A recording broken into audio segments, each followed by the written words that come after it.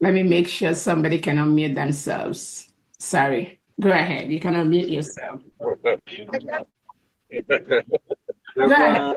Go ahead, Adandimbo. Eze bi n'eluigwe ọgọrọ ya na-akpụ n'ala.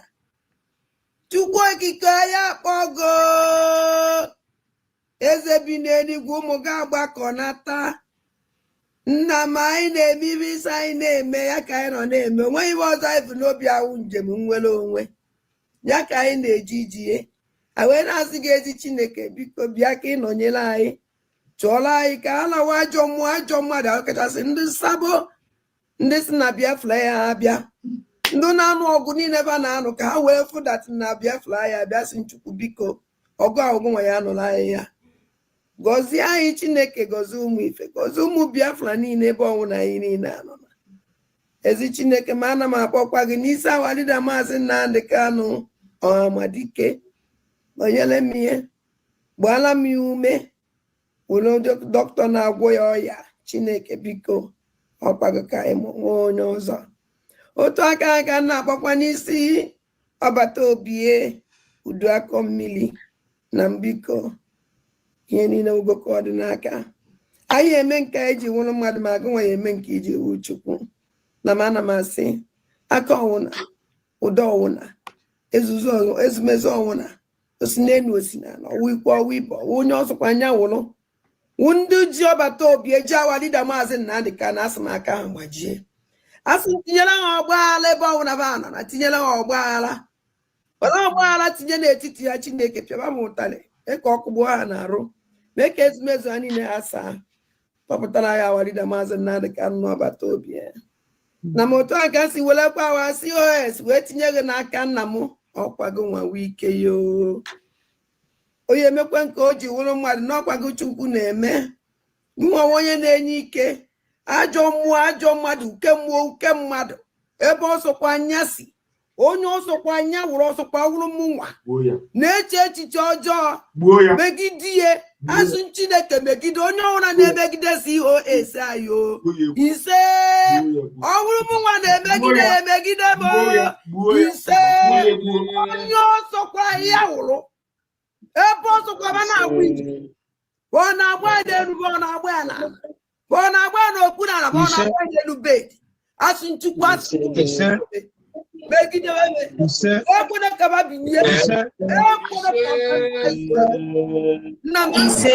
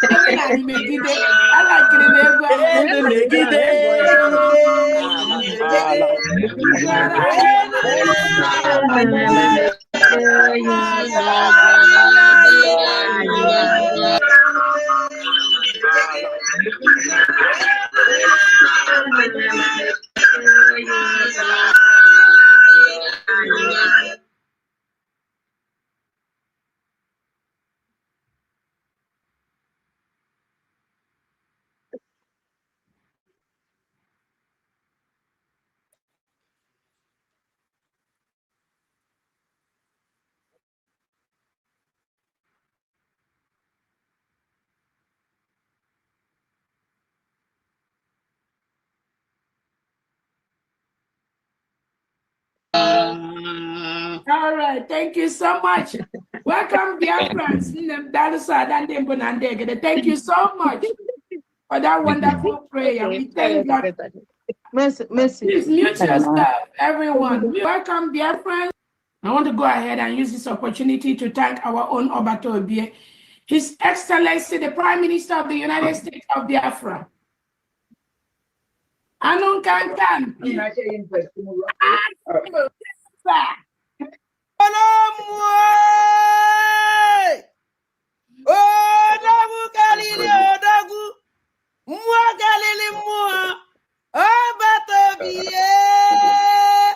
Uduakomini,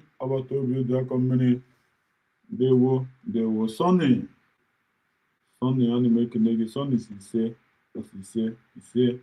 Whoever see here, Sonny is again. Adult has put curse on herself, affecting her seriously now. Okay. Adult have put curse on herself, affecting her seriously now. Mazi Chibuzo Ede also ise ụmụnne m enetu unu mere ya bụ good evening. Humble Lion Buko ndewo ụmụnne m unu ọchị ya ọnụ ọchị juru m ọnụ ka unu na-abịa kini kere m dị live bottle ọ dị very important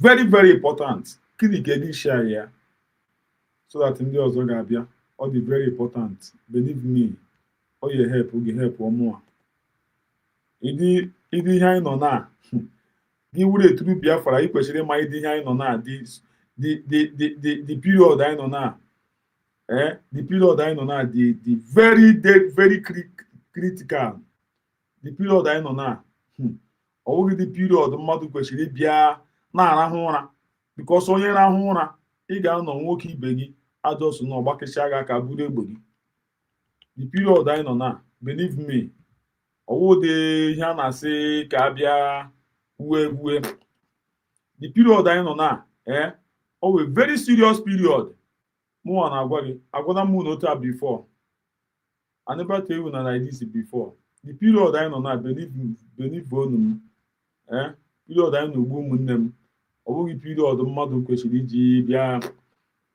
I cannot don maka m don ọ ya ebu anyị aka ọ ya mere m jiri na-apụta mgbe ọbụla bọmba na-atụpagide ihe ya na-atụ ndị iro a na-achụ ndị ọjọọ na so ka uche unu dịrị ya amaghị m ji na-apụta mgbe ọbụla m ji na-apụta ka m na-achụ ndị iro a na-achụ ha bọmba tu bọmba na-achụ ha bọmba na mbụ na mbụgodo ihe m chọrọ ime ka Ngozi Oraifese mata ya bụ eziokwu Obatobi atụkwara nga terorizm CCS terorizm ị nwere idea ada Chiwendu ndewo Obatobi Simon Ekpa ndewo Finland tụrụ ya nga CCS for terrorism ị nwere idea okay for the thing apụtago idiot wait useless man wait ị na-akọ nwoke na-akọ ashịrị idiot onye jụọ gị na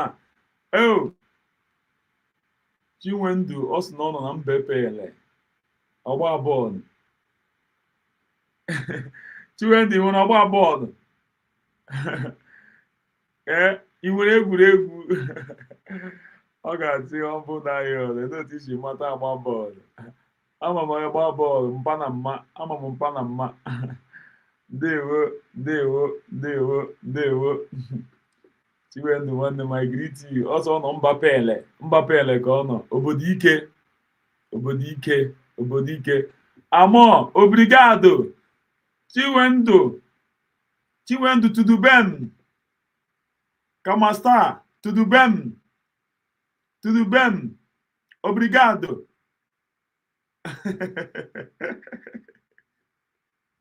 Eke nwa TV Osi Humble Lion good evening humble idiot good evening ndewo can see ya very confirm idiot USB have take over oya kiji wayo na-ekwuga now damn now the key question now to this one Yeah, okay, and allowed this one allowed.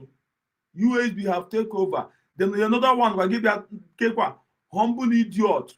Humble idiot. And allowed, okay, allowed. And allowed, okay. Allowed. Humble idiot. Humble idiot. Humble idiot. Broom. Akoya. Broom. Also, good afternoon. Afternoon side. The guy even in my side. Oh, the queer. The queer Chika Francis. Chika Francis. Chuka Francis. Ndewo. Chuka Francis. Also, good evening. One watching Chineke. Ndewo. Chukwu goziere ahead. Ndewo. Did know this useless man, this useless idiot in America? Ọ na-akpọ Obieze. A shameless idiot man. A useless idiot man. Ịma ndị a fini na hama. Ndị iberibe ha amaghị ihe. Ha bịa gbakọ in a small circle. Fine ha ga-destroy iwu na USB. Ole ka ha dị? Romijus onye agụrụ. Obieze idiot. Freeman ike otu onye. After this woman mere ihe iberibe apịa ya egidere nke o mege ihe iberibe eji si ya ya o mekwele so that ka ọ hapụ ịmụju ụlọ. Enedafa nwaanyị a. Afa nwaanyị a sef ezigbo afọ ya. Anyị ka Obinna ndewo Chukwu gozie gị. Anyị ka Obinna ndewo. Na-abịa m afa nwaanyị ka ji na-ara m ahụ. Ịhụ afa nwaanyị ka ji na-ara m ahụ. Nwaanyị gara ime ihe iberibe adịghị ha pịa ya ahịa ihe kwopịa ya ahịa ahụ kwa ọwụka ma ọ maka ihe iberibe o mere ọ because of ihe o mere ya ọtụrụ ime.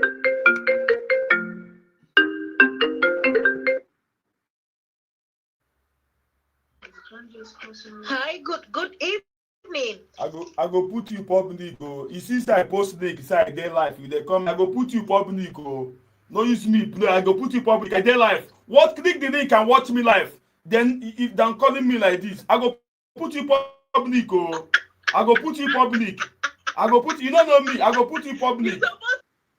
Leave me, say me self, I don't know man. Oh. You supposed to know say I know they normal. How are you? Don't worry, I will join you live now.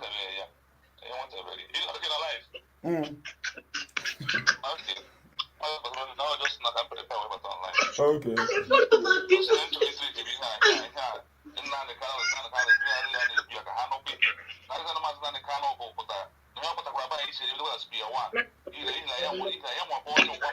Nsogbu adịghị mgbe ọ bụla gị bịa ka anyị kwuwe nnọọ.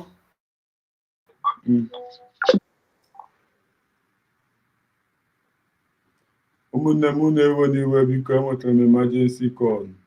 Akwa unu nọ dị a na Zuba Chika ọ dịrị. Chai, thank you. Imere ya dịrị m izi. Ị chọọ ka m bịa gawa gị. Chai, Chineke. Onye ji unu ji ihe. Onye si unu so dogo. Chukwu oke abịa ma gozie unu. I love you people with all my heart.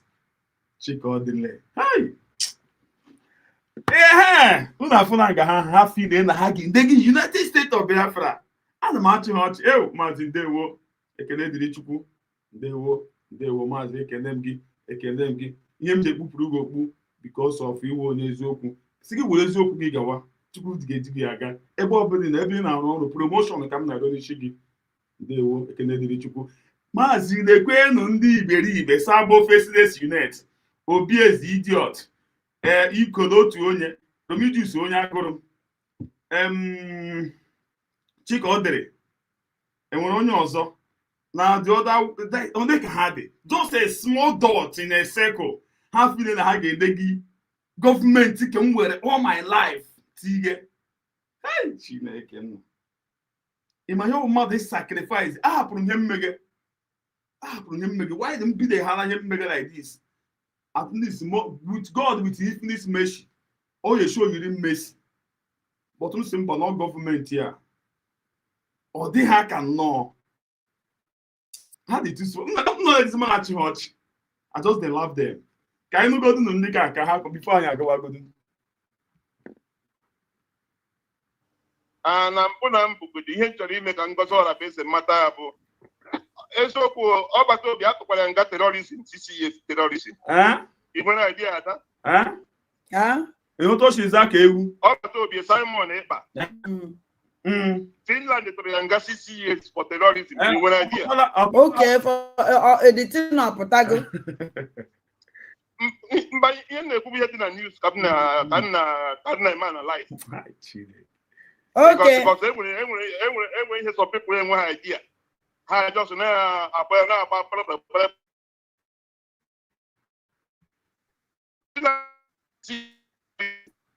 Ngozi Arabese of staff Simon Ekpa for the chief of terrorists. So Ngozi Arabese nwere question to answer because ọma ihe mere ọgbata obi eji were eme terrorist o were so support ọgbata obi na terrorist bụ o mere.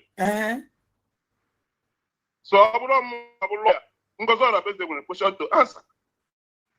Yes. Because mgbe niile ahụ Simon Ekpa dey terrorize ebe niile ahụ ọ dị terrorist ma Ngozi Arabese so ye. Ihe o mere and then now Ngozi Arabese they negotiate here that place maka chief of staff. Chief of staff to Simon Ekpa who the terrorist atụrụ nga 6 years. Then okay Chukwu Nkere alias Isaiah Anyọkụ who the finance minister na-eweta ego Simon Ekpa ji terrorize ndị ọ na-terrorize. So which means I been a terrorism case. One person and her carry terrorism in here like that. Sorry. One person name in Robert no chair and begin with a brave one and say what we showing the mother. I had to away but the plan terrorist city to everybody been a court. What is evidence from everywhere? Hey, the chief of staff will be something on I am. Yes. So the court possibly may invite. Sure. I'm going to invite a phone number. I got for communication. Young one over to be at the plan. I saw the terrorists over to be at them. More also not over to be only make terrorists. Okay, we are Chico, Simon Ejiheko. Okay, we are take terrorists. So before I just send the ega terrorist, Simon is a terrorist now. Oh, when Catania Simon before I send the Simon they go to terrorist. And when both of also Simon plan we need that. So Hannah going Hannah move. How if that is what goes around comes around. Sure. Hannah feel na Simon Ekpa. I can make this one by one. They have questions to answer. Because that is how it works. When we put on the profits now, and when we case when something they do, I got you know, I got you know, I'm going to Chinese pass release, but I got you know, oh, good, yeah. Get him about this particular thing. Get him about a phone, got to your phone. But communication even with that person, must say when other people on our plan, because so we is. Can't on that terrorism, I had to Simon Ekpa. So, we are here watching them. We are watching you too. In the multi years on them, even when the people Basara goes all a base. Also, I be literate. Confirm illiterate on here. Confirm illiterate on here. You are illiterate. The way you talk, you are only get to Agamon or illiterate. Only get to the way you talk, they will know that we are illiterate. 100% Sabo. 100% Sabo. 100% Sabo. Go ahead. 100% Sabo. Never. Nobody, no more. If Obato Bia didn't bring this Biafra, no one will forget here about it. Anybody on the Golodu, send us Biafra, Super Biafra, I will be a saboteur to that person. I will be a sabo, 100% sabo to that person. Look at you. Never. Nobody, no more. If Obato Bia didn't bring this Biafra, only wanna forget here about it. Anybody wanna the Golodu, say Nas Biafra, Super Biafra, I will be a saboteur to that person. I will be a sabo, 100% sabo to that person. Look at you. Not again, gonna cross. Nne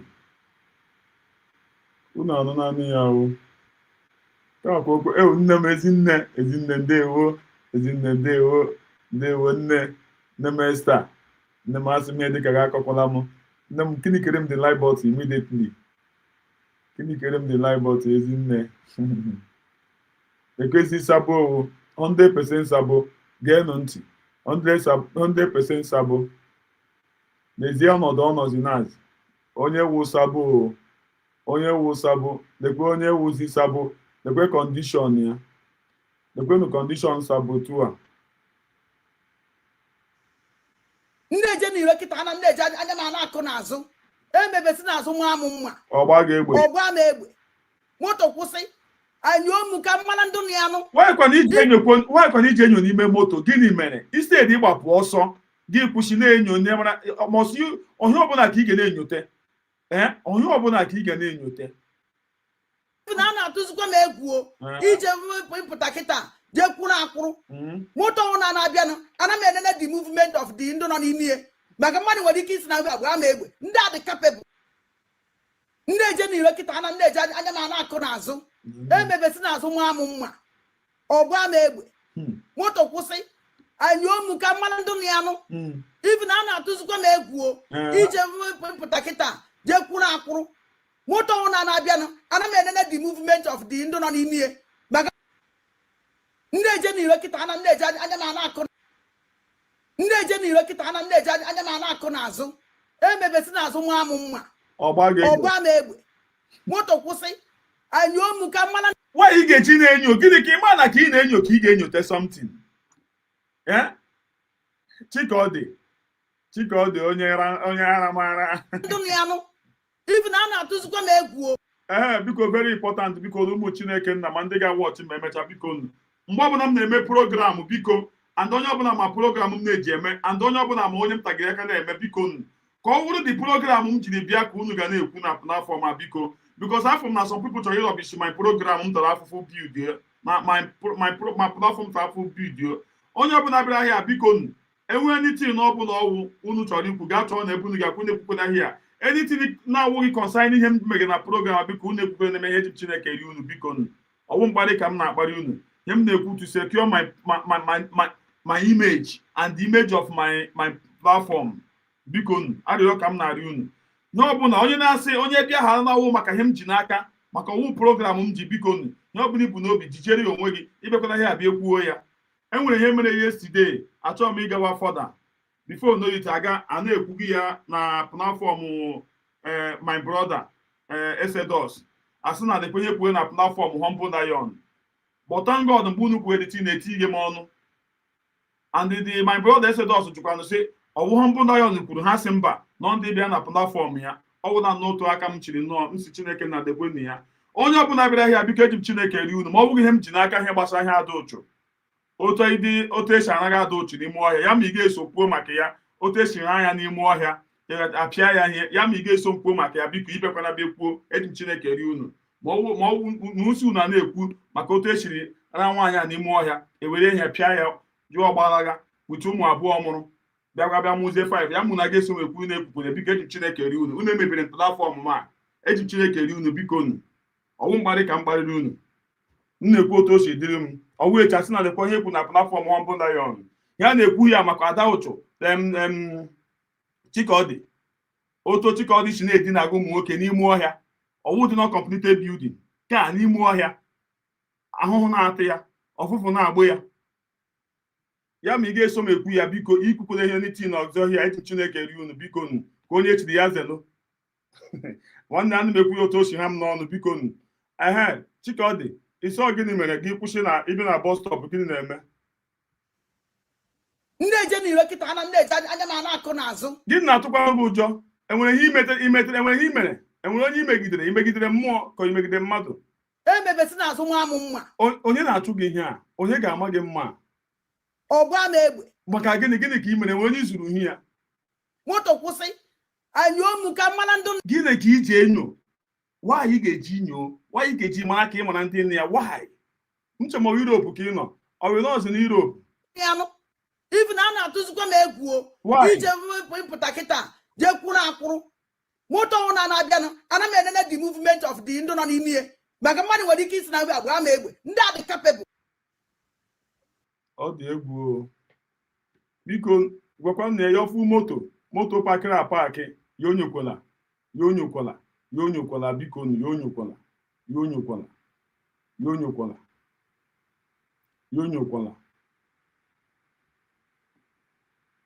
ama m ihe ọ na-enyo. Cheta na asọ onye na-enyo isi ya na-apụta.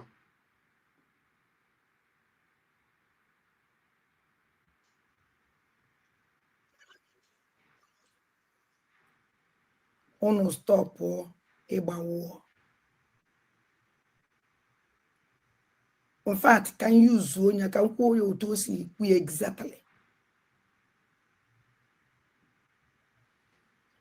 Ọbata obi esimụwa all the medias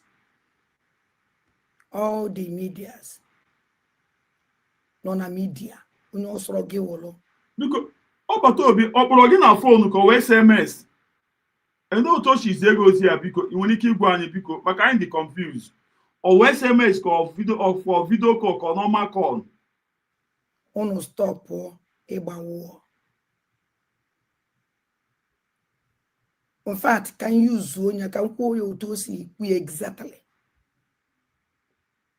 Ọsọmụgwọ unu ndị media ka na-ezi ozi ya. Unu kwụsị ịgbawo. And the secondary also I niile I follow back to where unu mo iba na akpọ follow back I ma ha na chi ha azụ I ma ha na akpọ follow back. That is although to kan follow o to kan were azụ da ka o to kan were iru da ka o to kan were akụkụ da and no to kan were I ma ha na akpọ fall back like this and then go to kan da na aja ka ọ na elu nkwụ ka no I dey n'ogwu na ọsụnọ nwere o kwesịrị ịgwa gị ngọ ọwụ ọwụ gị ekwesịkwa ọwụ na oyibo gịnị ọsọ anyị daa ịga n'ogwu ka ọsọ anyị daa n'ọkụ ka ọwa azụ ka ọsọ ka anyị were daa elu ụtọ ọsọ ka anyị si were daa continue ike na nghọta mana ibe mma n'osi kwewu anyị fọlụ back na nwere ka o si kpọ ya elu ụtụ mmadụ shiri zie ego ozi ịmaghị ihe o ziri gị ihe o ziri gị ka ozi o ziri gị elu ụtụ o shiri zie ego ozi ya ọtụrụ phone call ka ọtụrụ SMS ka ọtụrụ voice message elu ụtụ o shiri zie ego ozi ya is ihe gị na ya kwuru ịmazi ike ị na-echesi ya eche just ọwụrụ phone call gị si na phone call ọwụrụ voice message gị si na voice message ọwụrụ SMS message gị si na SMS isi ọ dịkwa gị mma edeghị dị ịgba nwa gị na-ezuzu a woman of 56 years chika ọ dịrị izuzu gbuo n'onwe gị chika ọ dịrị iwe onye iberibe chika ọ dịrị iwe harlot geenụ chika ọ dịrị ntị mana ihe o kwuru come on get out no don't do it like that ị kwesịrị isi the photos is gị ya na ọ sị na ọwụkọ like this ife ọnụ back ọ gị fọnụ wa gị were aka gị daa ịga gị were aka gị da gị make sure ka ị na fọnụ gị daji aka ọ gị were isi ene otu chọkọ ị ka nwa n'ihe o kwuru ene otu o siri kwuo ọzọ anyị were akụkụ dawa ka ọwa anyị were azụ dawa the falling back ya ka ọwa anyị were afọ ọwụ ma n'ihe o kwuru kwuo okwu asị mmadụ don't be say kwuo ya otu o si kwuo ya onosikwe iphone back in Biafran government in exile. Oh, yeah, we are here. Everybody. Oh, yeah, we are here. I he who says. Yeah, we are here. He who says. He just know who you see. Yeah, we are. The name Biafran government in exile. And then he guys they Finland the game is here. Gwan. Chihazo. The Biafran government in exile. Then what about the declaration of MSC Isoga? Go ahead. and onye ọwụ na-echi ha azụ na Biafran government in exile awụlọ Biafra ka ọ na-achọ. The Biafra in Canada na ka epụtara. Ah, Chineke God. Ụmụnne m, ekwu na afụ naanị ya. Chudubem, Chudubem, Chudubem, Chudubem, Chudubem. Enwere nke kwesịrị ịzọ m ndụ, but ịzọ ha m ndụ. Enwere nke kwesịrị ịzọ m ndụ, m nọ na-akpọ gị foonu gị a na-aga aga. Chudubem, ị gara nga anọ na-ekwughe okwu na platform ha gosiri ekwe. Instead ị gara dị asị na n'ọkwa mmadụ bịakwara bịa ekwu the thing. Ịma ama na ọwụ topic aha ka nji. Ị gara idefend gwanụ m. Ọkwa platform ma ka ịmatara nụ ka hapụ isi Chineke ọ na platform ha mbụ ka ekwughe ihe a. Ị gara isikwa na anọkwa na-ekwu ihe ọzọ, anọkwa na-ekwu oto dise nwaanyị ededo onye ebe ọhụụ nwaanyị isi ọfịa etu esi na-anaghị ya n'ime ọfịa. Onye gara ikwu n'ọya ka anyị kwuge bifo mmadụ abịazie kwuwe si na wadida na ọsain all those kind of things. Ị gara idefend kwanụ m na you not defend me. Ị gara isi mba na ọgwụkwa tọpik aha ka anyị ji na onye ahụ nọkọtakwara nnọọ bịakwa tọpik anyị ji ya eside akwa ụkwọtọ nwaanyị isi ọfịa etu esi anaghị ya n'ime ọfịa akwọ ya ka anyị ji ya eside before Maazị Kevin ebutekwe ma awadida ọsain ya dị free all those kind of things. Before nne Ada Ijeọma ewere ya bịa amam na onye ma bịara hia emenwu mmiri ya set unu gara idefend kwanụ platform akọ platform ejikwa na-ekwu eziokwu. Sabo Fesne Senate n'ihe a na ya owere ya kwugharịwa nwaanyị a nọ n'ime ọhịa nwaanyị isi ọfịa nọ n'ime ọfịa na-araga n'ihe na ya owere ya kwugharịwa the guy nọ n'ime ọfịa na-emeghe knife ya owere na-ekwugharịa Chidibe m gara ise bụkwanụ m anọ m na-akpọ gị ikwe epik foonu gị agaghị aga nsị ka m nọkwa na public gị agụkwa gị ya kwa onye ọbụla ma mụ na platform ahịa m na-ekwu nga maka nwaanyị isi ọfịa a na-ana n'ime ọfịa enwere ihe ọzọ kwọ ya maka m na-ekwu nwaanyị isi ọfịa a na-ana n'ime ọfịa n'ọwụ ya ka m na-ekwu ụnụ kwanụ ga-ekwu ụnụ ga-achịkwa mbọ na ọwụkwa ya ka anọkwa na ọwụkwa ya ka m program na anọkwa mmeghe program ọzọ onye ọzọ onye ahụ ebute program ahụ were bịa ị ga-esefukwanụ m Chidube m isefukwa m bọtụ ya dịwa Chineke na ụmụ ama nna n'ọkwa nwaanyị isi ọfịa a na-ana n'ime ọfịa ọya ka m ji na-eme program before Maazị Kevin abịa ebute dị okwu signing achịkwa signing asịghị udo dịrị gị ka anyị muvuo. Akpọrọ m gị foonu gị agaghị aga.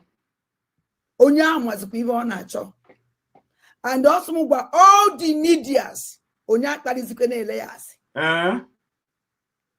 Onye akparizikwe na-ele ya asị. Edo otu o sizie ego ozi a ịmama na igwe anyị otu o sizie ego ozi a ọtụtụ phone call ka ọtụtụ voice message ka ọtụtụ SMS. You did not tell us otu ozi a siri bịara gị ụyọsụ na ọgwa anyị na ọsọ anyị si edo otu o si kwe na ọsọ anyị si nye azụ.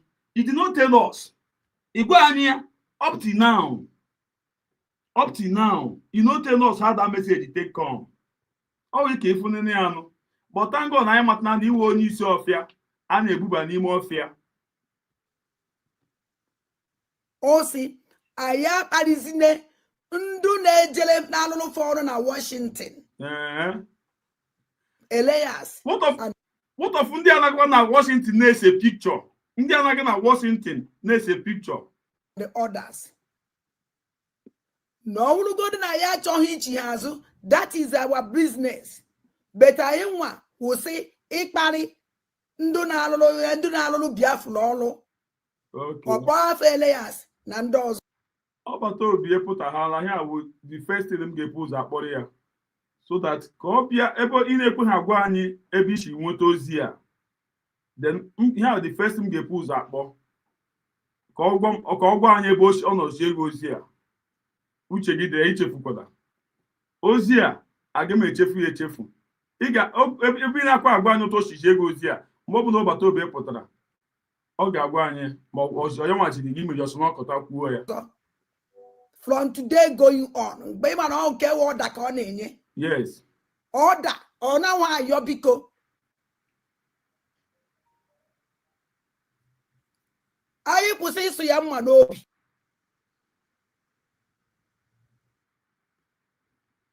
Unu anụ naanị ya Onye Buashi ya na-agagharị. And brother humble. Which Kevin? Mba, Oguma. Oh, Kevin too. Oh, Kevin Keguma. Oh, Kevin Keguma, Mazi. Mba, Oguma. Even the Kevin now only Sophia. Only Sophia, Oguma. Oh yeah, I will go Amba. Oh yesterday in the evening. Yesterday evening. All can the team even. I will come with the mad if you anyway. I will go on. I will go on.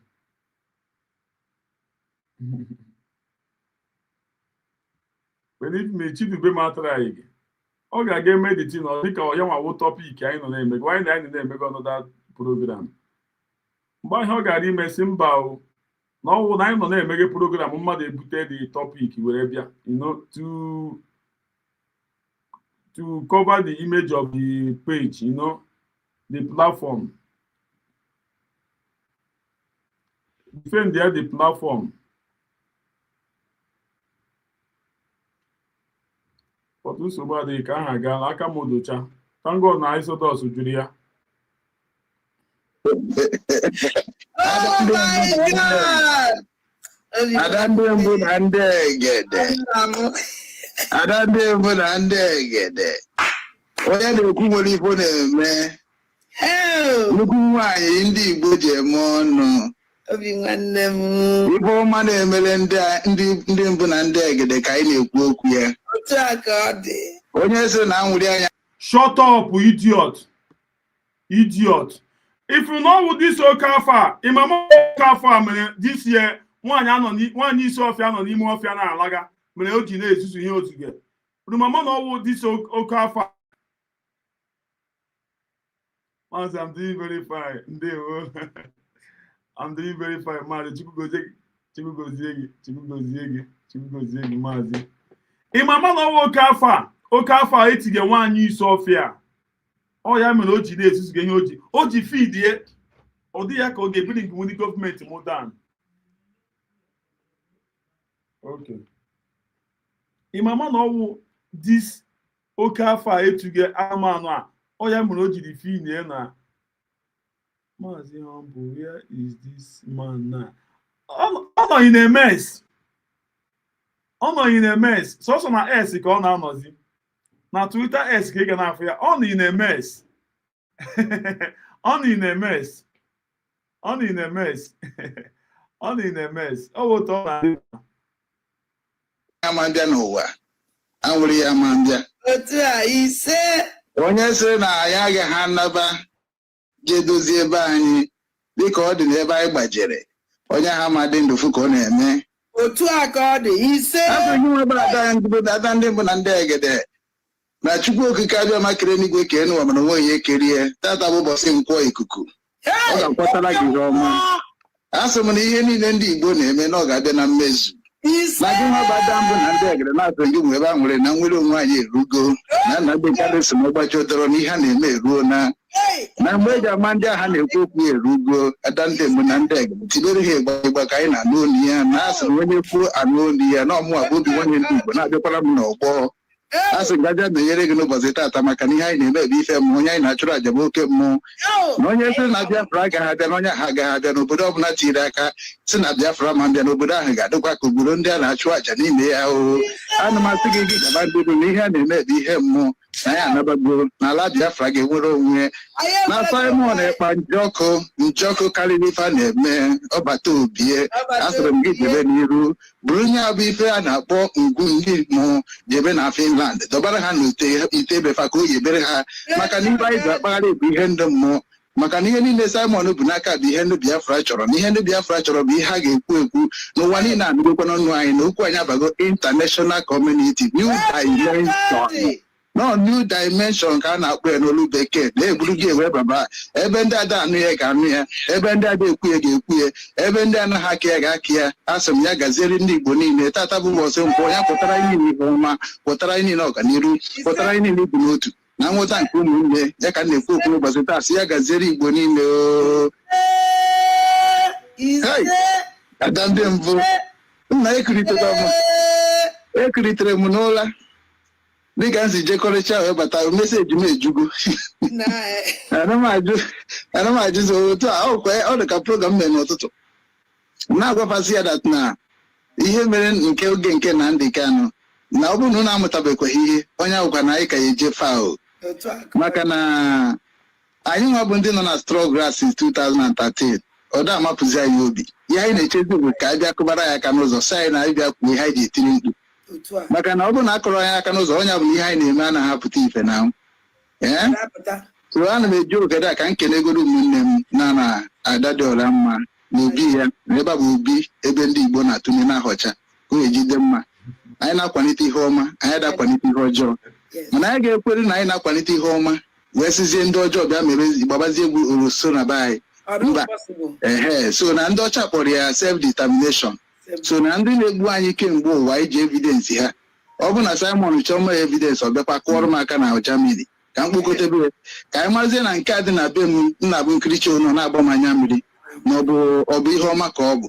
maka na Naijiria na ndị ụwa niile ma na Naijiria anaghị ala ikike ekpe udo ọ bụ na ha sị dat na ihe Simon Ekpa na-eme dị njọ ha kpọpụta na anyị Nnamdi Kanu ka Nnamdi Kanu bịa kwuzie ihe eji wee bịa kidnap na Kenya so a na-ekene unu niile nọ na dis platform ebe ọ bara ụba na-ekene unu maka na ọ dịghị izu unu ya bịa na-eme n'ụdị na ahụ nwere ife na-eme na ife na-eme bụ ife ekwesịghị na-eme na freedom abụrụkwanụ ọ bụrụ akamnkupu freedom bụ something ọ ga-abụ ị na-eme ịgba mbọ fụdat na ịghọtara protocols maka na protocols ka eji aga na freedom ị na-anya na Ukraine ife ihe na-eme nghọtago ihe na-eme na Ukraine abụrụ ife a ga-eji wee na-ekwu okwu nghọtago so na ihe na-eme na Ukraine ga-egosi na onye ọbụla na-achọ freedom ya ga-aka obi ga-abụkwa onye nke bụ onye tụkwasara chi ya obi maka na ife anyị na-ekwu okwu ya bụrụ ife ọjọọ maka na ndị na-akpọ na-asị gịnị na-eme ihe na-emebi ekwesịghị ime ọ bụrụ na akpọrọ Simon si ya kedu ihe anyị na-eme kedu gwana datmis ya na-eme nwere isi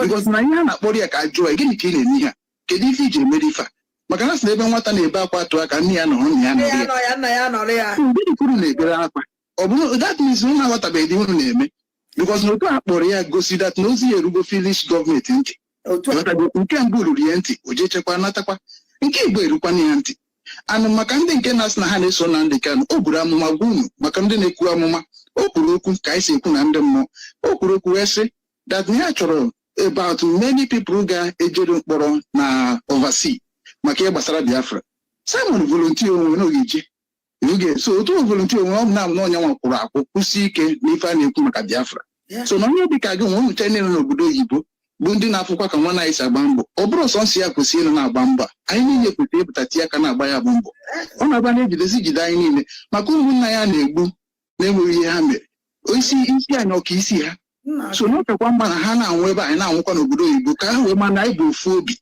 maka na anyị na-eme n'ụdị na onye abatago ka ọ na-aga oge na-eme dị tina na-anachi ya azọ na-adịkwa ka ndị nne na-enwe ike so na anyị niile pụta n'igwe wepụta isi anyị wepụta ihu anyị wepụta akụnụba anyị wepụta obi anyị maka na ihe anyị nwere bụ ihe ahụ Biafra na-achọ anyị bịa na anyị chọrọ ka anyị kwado Biafra ka anyị were obi anyị niile bịa ka anyị were ihe niile anyị nwere bịa akụnụba anyị niile ọ ya kwesịrị iji wee volontia kedu ihe anyị na-ekwu okwu mgbe ejidere Nnamdi Kanu anyị enweghị ezigbote administrator of government then Simon etetigo gọọmenti now gọọmenti oseti na abụ ọ bụ na ihe na-eme gọọmenti ya na-eteki back of ihe a na-eme unu pụrụ mgbe mwa bịara program unu na-ajụ m usoro na ere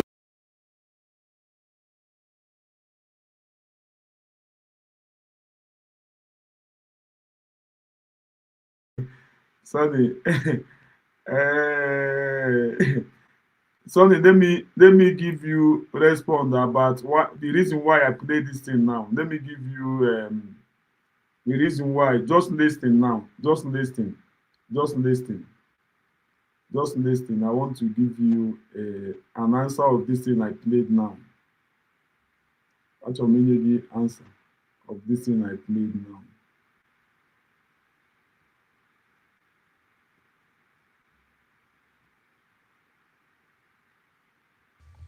We are not going to follow people that will take us to Buhari once again. We are not going to follow people working for Korocha. I have seen something within the Biafra movement here on the ground that leads me to believe that it is not our side that is holding us. We are holding ourselves. I don't know where they got this type of behavior from. Nobody concedes to the power of superior reasoning anymore. A few shambolic people just gather together, bring one or two of their friends together and say, oh, we are forming a Biafra group. How do you intend to get Biafra? They don't have a clue. They don't have any reasoning nor understanding. They don't understand what is this whole thing entails. Everybody is a freedom fighter. Monday I go to the freedom fighting. When I go good, freedom fighting. Is that how it's done? Obieze, unamea, because asum unukelele masati na ijele wani unukelele mia, oya wan wetere eziokwu a, osum wori ya back ya this one up. Unukoshi wega. I believe unu na osuma. Sabotage unit, onye ma onye wu. Ndegide all these useless women in America. Abia Biafra Sabotage unit, ikuku nna. Hi! Onye na America, a whole almighty America, ka mmadụ nọ na-ezuzuga ihe ka.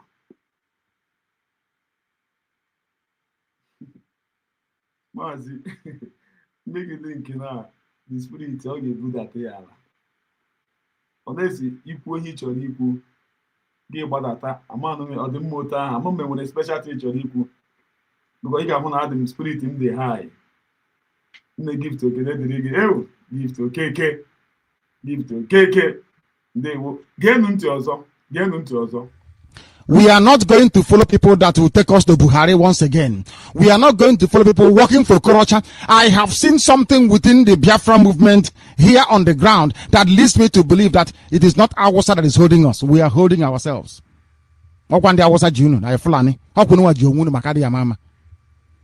I don't know where they got this type of behavior from. Nobody concedes to the power of superior reasoning anymore. A few shambolic people just gather together, bring one or two of their friends together and say, oh, we are forming a Biafra group. How do you intend to get Biafra? They don't have a clue.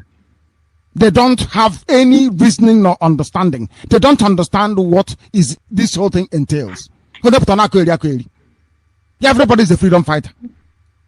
Monday I go to the freedom fighter. When I go good, freedom fighting. Is that how it's done? Let me choose. One is Sophia, and I'll leave more fear. They go here, Sabotage unit. They could just, as a hi Chineken now. As I saw my head, hi Chineken, Amam, believe me, on him when I go, Mga just know gakwuru ndị dis ndị a na-eme diamond mmere nwanyị ka nwanyị memere ma omingo memere na satina nwụrụ ha gold dee ya afa ha o mewere ya dee mewere afa mu dee ha nwanyare ya but di ha ga-ewe iwe ama m na di na ga-ewe iwe ma mme gold with afa mu si unu nyara akwa di na ga-ewe iwe ka o nwere afa unu mere ama m to ga-echa dị because I'm seeing something big coming. Were ya from me gold, soon me diamond, soon akwa do na ga ewe iwe na kunu nyazi aha anya ọzọ na eluzi gini na emezi akwu na enweghị jealous husband dele na comment section. Why you get that for her? Must you write your own name? That for her. It did that for Kegua. Ugare here, onye ndu Ugare this thing. Let me do so for freedom fighter, Sabotage unit. You know, ndị mege freedom. Ndị mege freedom. Chai, Chidekele. I got papi also. We are not going to follow people that will take us to Buhari once again. We are not going to follow people working for Korocha. I have seen something within the Biafra movement here on the ground that leads me to believe that it is not our side that is holding us. We are holding ourselves. I don't know where they got this type of behavior from. Nobody concedes to the power of superior reasoning anymore. A few shambolic people just gather together, bring one or two of their friends together and say, oh, we are forming a Biafra group. How do you intend to get Biafra? They don't have a clue. They don't have any reasoning nor understanding. They don't understand what is this whole thing entails. Everybody is a freedom fighter. Monday I go to the freedom fighter. When I go good, freedom fighting. Is that how it's done?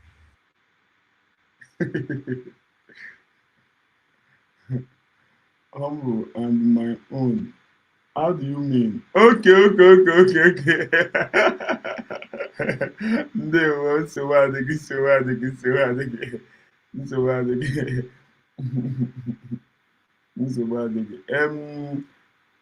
Because of that in Ener yesterday, so we want to put a correct on it. Because of that in Ener yesterday, we want to put a correct on it. We want to put a correct on it. We want to correct it. Actually correct here because of Ener yesterday. So we want to correct it. That is what we have to do. We want to correct it. DSS in prison and told him his own commanders, those he trusted so much, and told him, okay, stop this thing now so you can come outside. Just sign that you will not do it. Let them release you in the name of you want to go and bury your mother.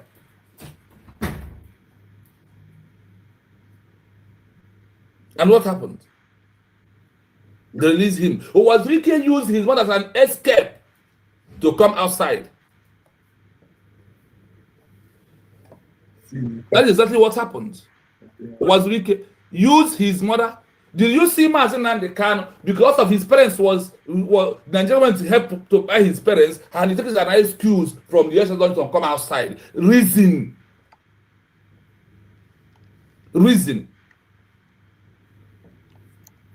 Kedi kisi si awonyo oze na angna Pastor Mo. Who are you? Where are you getting this your advice from? From which experience? From which example? From which world? From which country? From which county? You are preaching where he can resign and come outside. From which place are you getting this your information? No, for you carry Biafra. No, bro, for you Biafra.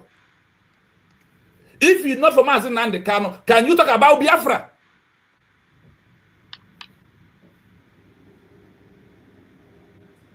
If you're not from Mazi Nnamdi Kanu, can you talk about Biafra? Is my question. Mazi Kanu is the Biafra you are fighting. I want to know it from today. He is the current Biafra because Owazirike signed and stopped. His commanders went to him and told him from Andioba. Andioba is the one they used to stop Owazirike. They walk inside the center where he is. Your mother is dead. Use an excuse. Sign whatever they ask you. So you can have your freedom. The other one has his own freedom. It's only who is here dying and suffering for other people. Are you second Jesus Christ? That was the question I asked Owazirike. And he got to his head. He signed to remain silent. Do you think that now that jail has been declared, that we have got all we want? The answer is no. It's Mazi Nnamdi Kanu that the Afghan people, the Afghan government are going to use to negotiate with the Nigerian government for them to give us international recognition. Umokoko. He put report on one platform and I can hear my every country, Kenya, they use Juma, Kenyatta, or Joma, Kenyatta. They use him to negotiate with Britain. And Britain uses it because of holding him and recognize when America and other countries pressures them, they use this man to give the recognition. And they do exchange, they release him. Then Kenya release those that are people they are holding because of their leader. The same thing happened to Bangladesh. The same thing happened to Bangladesh.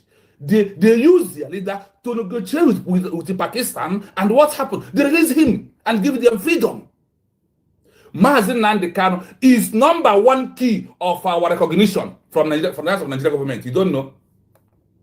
If you don't worry, when we go into the document I am bringing to you, you will see the danger, and they also give you the benefit for him not to resign. Our people, I too know. It's good for him to resign. When Mazi Simon was telling you before Biafra, only he no Mazi Simon, you must resign. You will freedom. Our DPM in a quote, we are all singing, you know, all singing, and be strong and be courageous. That thing you have seeking, we have gotten it. Also, be courageous. Also, resign. No? You know, fake information, fake news. If you put a private humble line, if they are their boss, and I call boss. You want to turn yourself to enemy by yourself. Freedom is not for coward people. They don't use emotion to fight for freedom. The same thing you are telling him to resign, to sign any paper and come outside, is what they told Wazirike.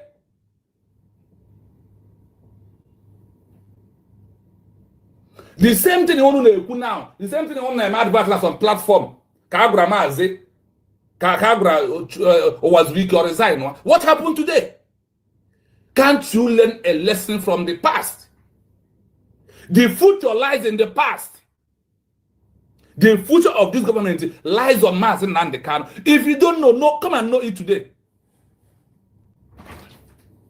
Please, as you come, please like and share, please. We are waiting for once we are 10. We are not going to waste much time. We read what we have here because I am boiling. Because this thing has become, it want to become national anthem. That somebody will come and open YouTube and he will sit down. Tell you if it's for me. Do you think that those who persist you have never asked Mazi Nnamdi Kanu to quit and insisted?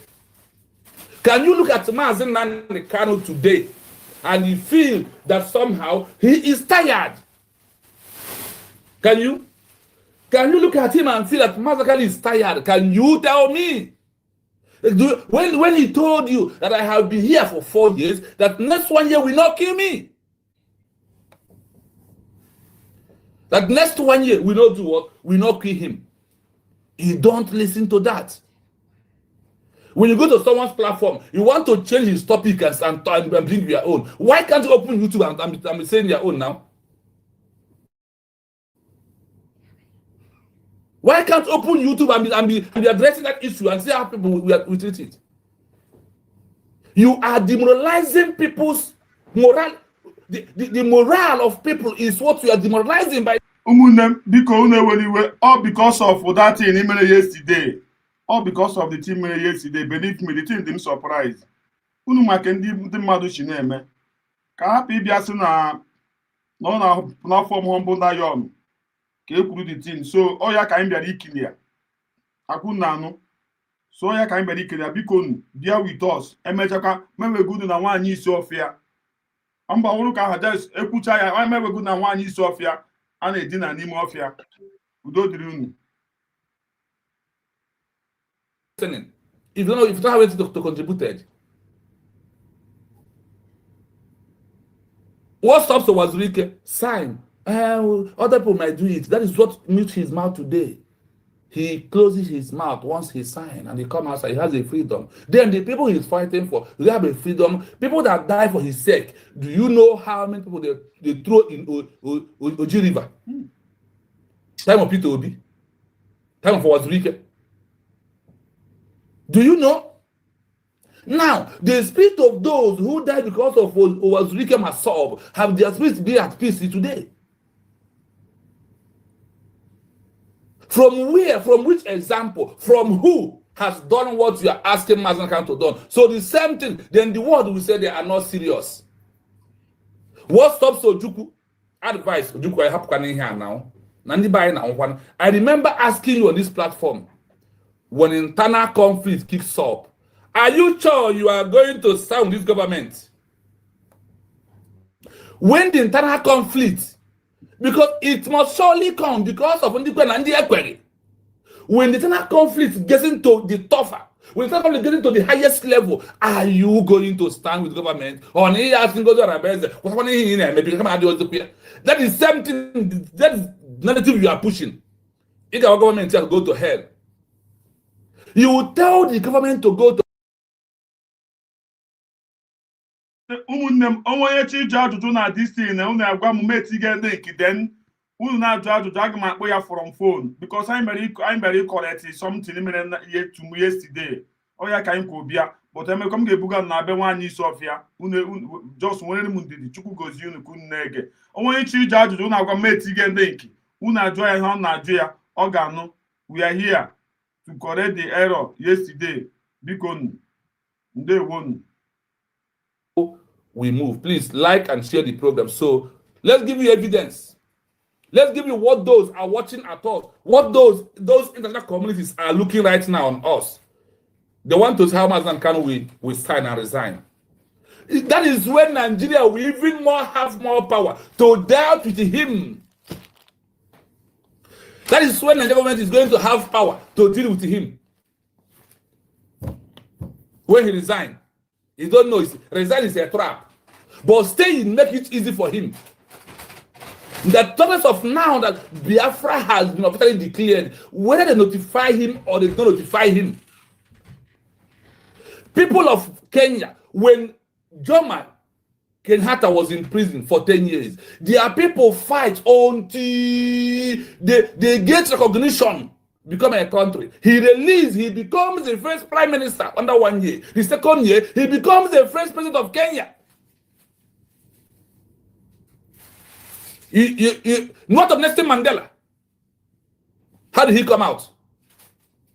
Did he not come out with to end up after the regime? He becomes what? A president in South Africa. What of Rahman of Bangladesh? 1972 to 1972. How did he come out? These are people that fought for a country. Like the way Mazen Nandekan is fighting right now. The tension, the prison, the cell did not release him. God did not release any of them. What released them is we have achieved our declaration. Number one. Number two, looking for our international recognition is what we get to release Mazen Nandekan. And the Mazen Nandekan is what the country that we are seeking for them to give us that recognition. We used to push Nigeria to recognize Biafra as a country. If you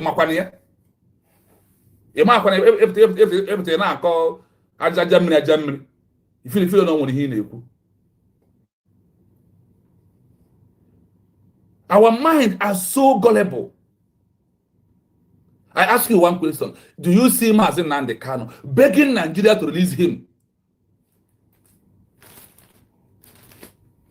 Tell me where you see Mazen. Even at bed of sick, he refused to sign to quit. They want to use his body, he's sick, to make him to sign and start talking about it. He refused. He did what? He refused outrightly. And he said, give me Biafra. Do you know that as of present this year, before our declaration, now promise Mazen Nandekan 5 states or signal on Yama Wapi. It's not Mazen is not you, neither is me.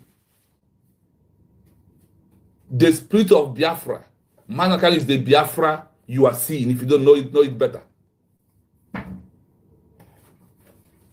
I am telling you the bitter truth. There is somebody who is always coming on my comment section. There is something he commented. I reacted and told him no. He stopped coming. Does it stop me opening YouTube? Go to that place. You will listen to lies. To those that place that you will listen with emotion. Freedom fighting is not. Don't touch emotion. On freedom fighting, when you touch emotion, Mazen Nandekan broke emotion, not design in good sense. He dropped emotion by the side and faced the reality. And the fighting for what he's looking for to save his people. What of those that died in his house? What of those 28 men? What of the mother and the father?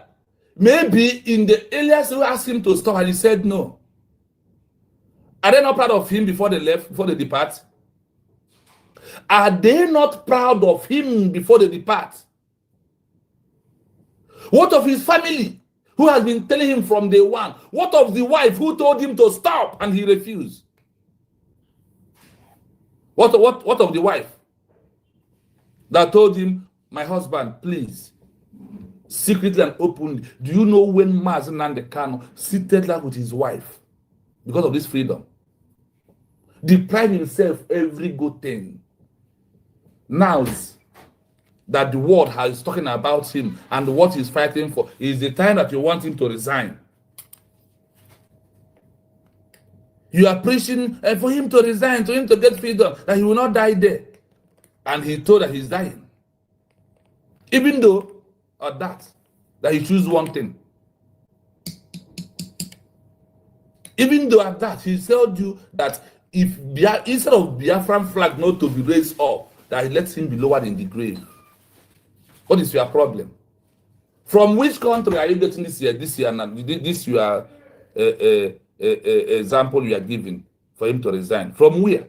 Where has this happened? That is what stops Ojukwu.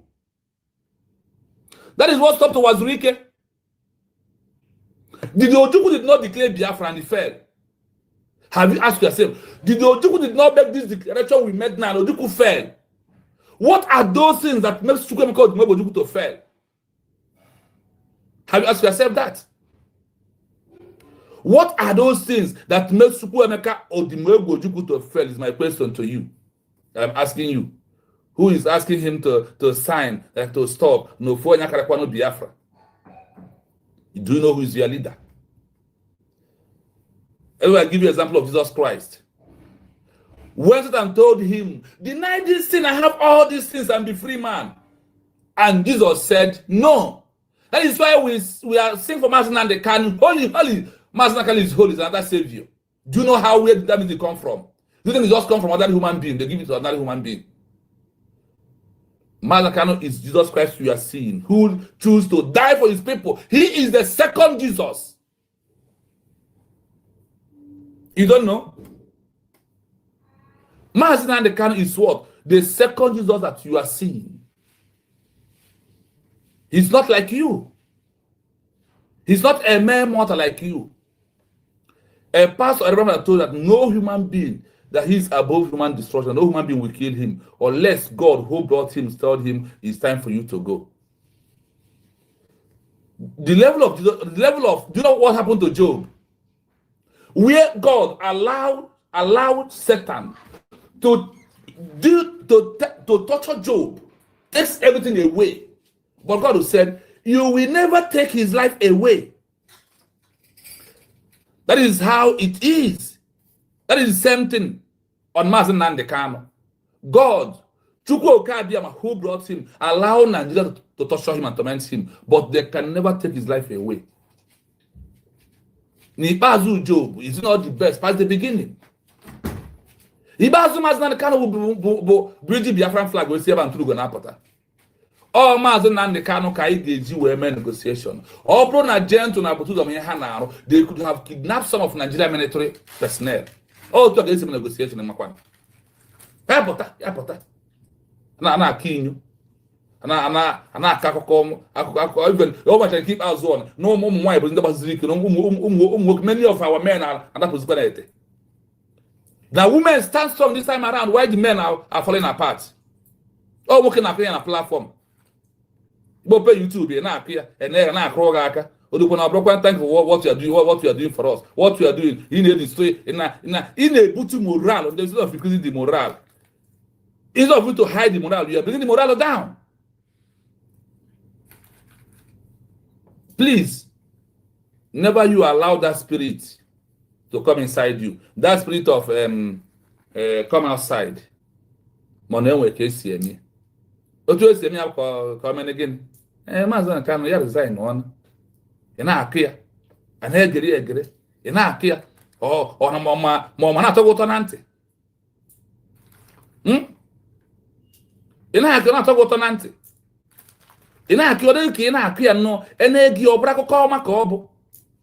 Ya ọ dị ha si ya sign. Ihe ahụ ị na-ekwu bụ ya resign from talking about Biafra, even to denounce Biafra instead of ya resign wa. Ma ya sara ni paper. Koki na ina romance okwa romance. Ihe na-ekwu ya bụ even no ya mass na okay because of you don't go declare Biafra. Or ya denounce it. That is what is the meaning of what you are saying. The meaning of what you are saying is ya denounce all Biafra, ya boze Biafra. Oh, here na Maazị Kanu ka o mee. Ebe a spirit dị gị na-aga.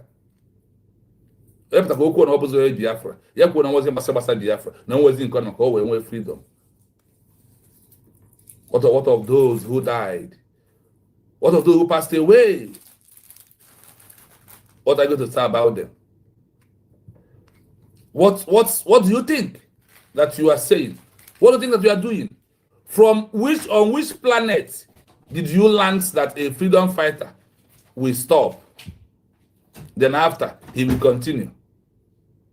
Our people. Where are we getting all this our too much knowledge from? From where are we getting this our too much knowledge? Please, I'm coming. Just 1 minute. Let me finish what I'm doing. Then we'll go straight to the document. We are going to read the danger under the eyes of the international communities. If Mazan cannot sign now, go where Potter, go where the free. The danger, the anemia. Before my people, don't say rethink, think and rethink before you say a word. Don't just why not? You are playing damage into the gallery. Why not damage skin with? If you don't want to hear the mono obra, more by no one where go for support to eh? Okay, something that in our way able, he get destroy even our declaration. He get destroy our declaration. He get delay. No open the declaration gonna in the next 2 years. No gonna in the next 10 years.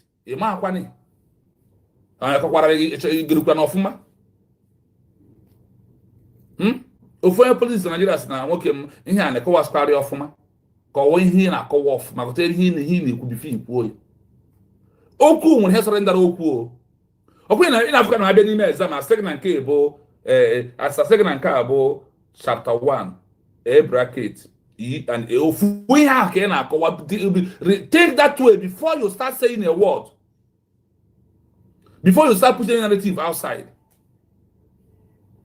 Think about it. Yes, my people, thank you all. Let us go into what I have for you this evening. The danger. Then I'm asking the Kano, Imeka, as non actually resign. The danger on it. You know, the danger. Then I will present you the benefits. I will present you the benefits with the one also. Can you compare contrast here? My nose, Manazi Jekam.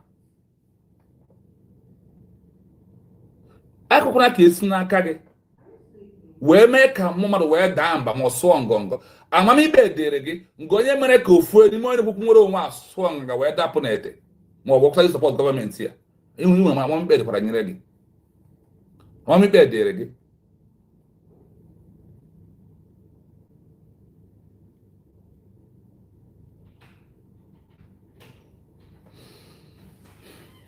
A leader who was arrested before declaration of independence for a new country. After declaration, if he resigned because of he want to be free without recognition, what are the dangers? What are the dangers? If Mazan cannot just, like you're advising, resign right now, Guinea put the danger city and email. Why would you put no question? As no one here was accept right now. Guinea bro no question day. He could not go on himself. Yeah, he in the eche. No, he had the man on where going. Let us go into Obon Namazan cannot resign. That is the area we are going as a leader.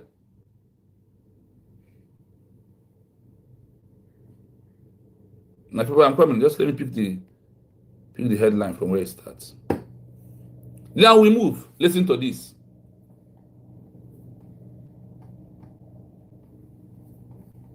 Yes, the resignation of a leader immediately after declaring independence, especially if their motive is to escape prior arrest, can significantly delay international recognition for the new country. While international law primarily cares about objective criteria for statehood, political considerations, like stability and legitimacy, are crucial for recognition. 1. Instability compromises the effective government criterion. The most important legal political requirement for recognition is the existence of an effective government. Power vacuum. the founding leader, who presumably commanded the loyalty of the military and the political elite, is the unifying figure of the new state. Their immediate resignation creates a sudden and dangerous power vacuum. Political fragmentation. Other political factions, regional warlords, or rival military commanders may see this as an opportunity to seize power, resulting in an immediate internal power struggle. Perception of collapse. The international community, watching this turmoil, will conclude that the new government is not effective and does not command stable control over its territory or population. This failure to meet the effective government test is a primary reason to delay recognition. 2. Erosion of political legitimacy and trust. Recognition is a political act. Other states must decide if they want a diplomatic relationship with the new entity. Cynical foundation. The narrative that the country was founded primarily to grant its leader personal legal immunity, a state of convenience, undermines the moral and political legitimacy of the entire project. It suggests the cause was not true national self-determination, but a self-serving bargain.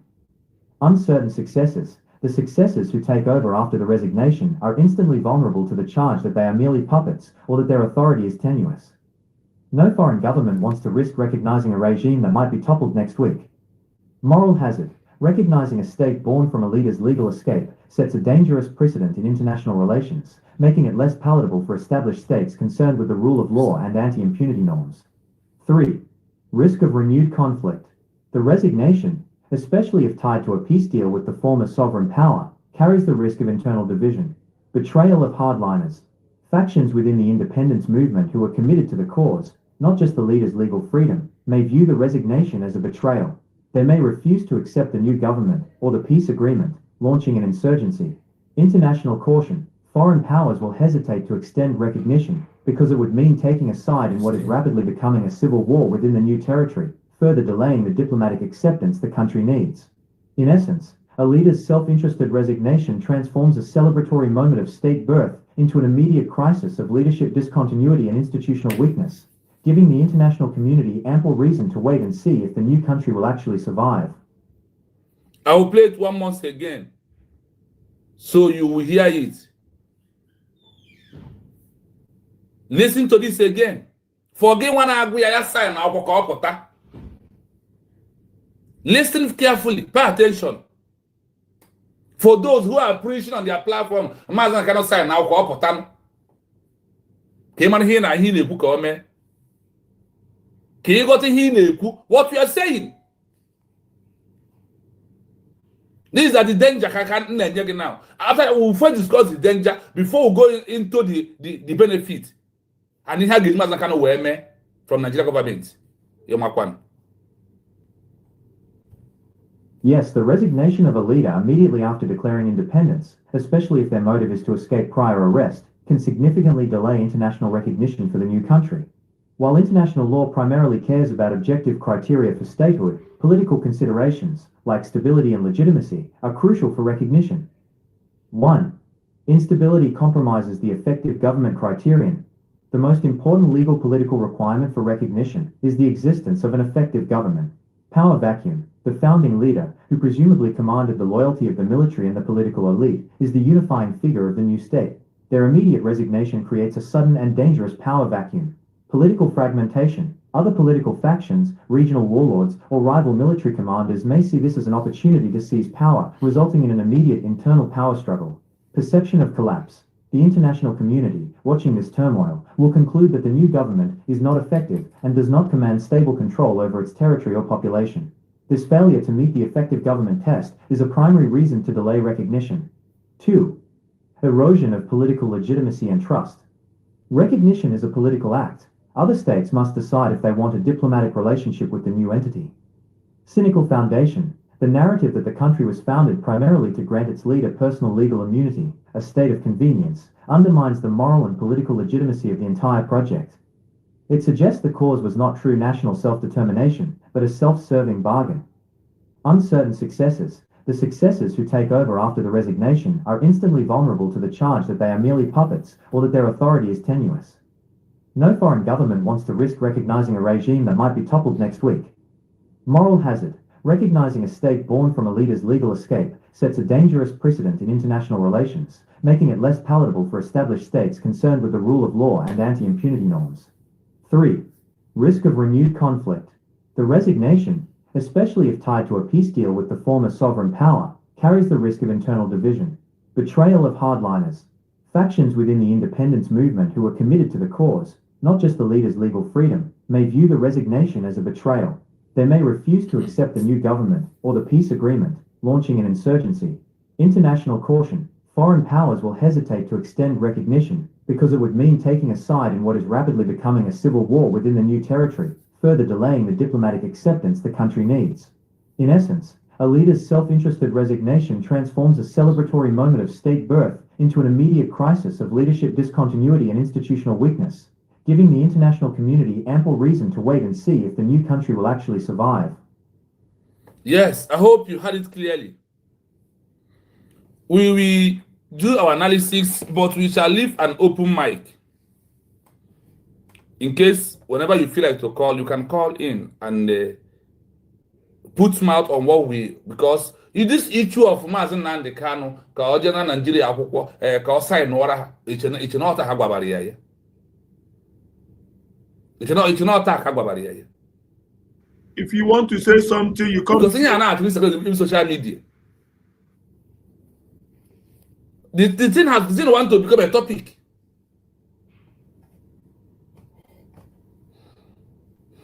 Listen to this as we move.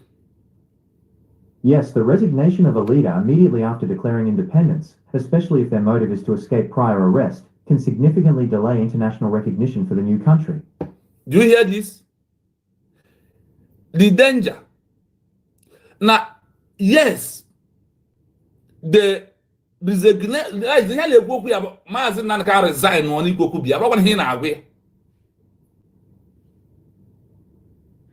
of a leader immediately after declaration of independence.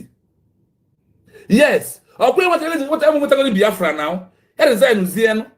He now. In Abuya, denounce all Biafra totally, outrightly. Oh, Yanke in Abuya. I said, especially if the motive is to escape prison arrest or prison detention, can significantly delay international recognition for a new country. Let me tell us one thing today. If you come to this Biafra name, do you know that Mazen Khan has gone viral? You don't know? Mazen Khan is viral more than our DPM. That is the truth. Mazen Khan is viral more than Simon and Joko. That is the truth. So anything we are doing is on behalf of what he have been suffered for. Look at it here. That Mazen Khan here on Aguya, ya just sign. What could you say? Just sign no. Sign on again. Ya sign or Kuzi Biafra. Okay. Ya sign Uzieno can get away me. Is the question. Go where the free weapon. And if from Mazen Khan as somebody who is afraid, who want to come out from this jump, or now go how many of women go here? After him in first arrest or potay, in of one in no correct in question. You're not gonna be a soon road. Have you been in the protest with Mazen Khan one-on-one and you listen to address or before we move from his house or why he cannot stop? We should be mindful of what things we say. We should be careful. I am being careful of things on social media. I don't just do things.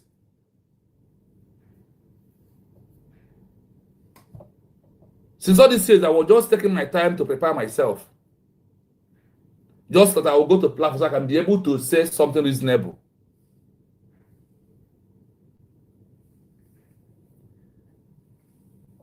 The resignation of Mazen Khan, a leader, immediately after declaration. Now, Mazen Khan is saying, but because of me declaring Biafra, they couldn't know Kuya, Niana Zieme, Kaya Rendu Apota, Kaya treat you own. Mazen Khan also the government that they should put him on house arrest for him to treat himself. Now, I get 10 years house arrest. Go treat you own. Never said here Niku. Now we are sister happy at Yalaba. Do you understand that word Rubicon? You don't know nothing about it. Go and research. Go start from the research. What does it mean when your leader has said we have crossed Rubicon? All life and death, Kobuzi. All life and death, Kobu. Across Rubicon. Oboge on or Ronando. Come get what I'm not. What I'm looking for, whether life or death, that I will get it. This is what they simply mean. In our government can resign, no. You can work in a million mazan can sign in documents from the government right now. Nambu wagasuna be you could be a Friday one serious. Now no can was weekend. No, I don't know to go no juku.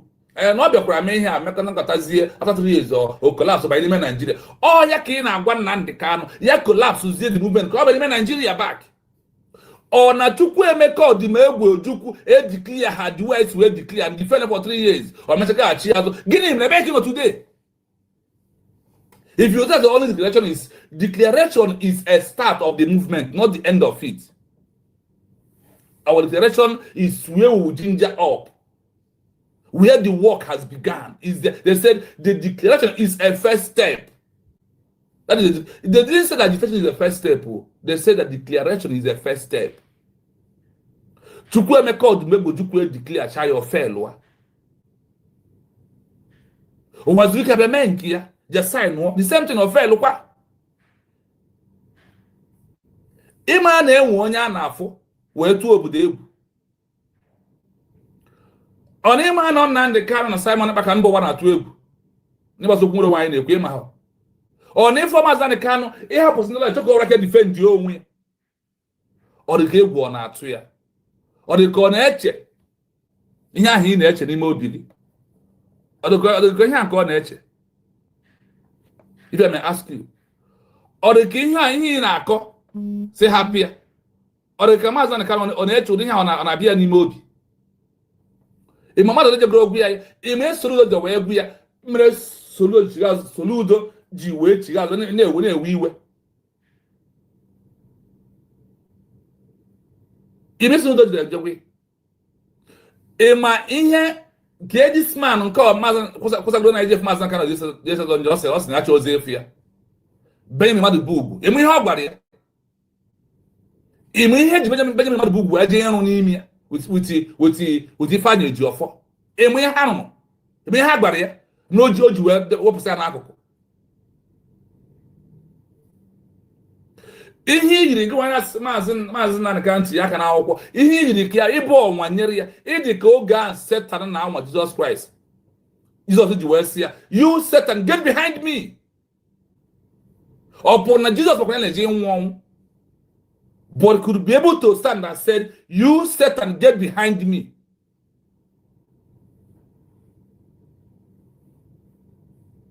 That is what you represent.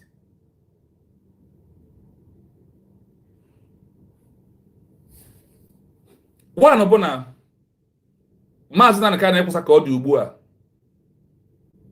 And when high gauge Naka, we negotiate here with Nigeria government. You don't know. That's what you were back. Niaga not in the front of this war.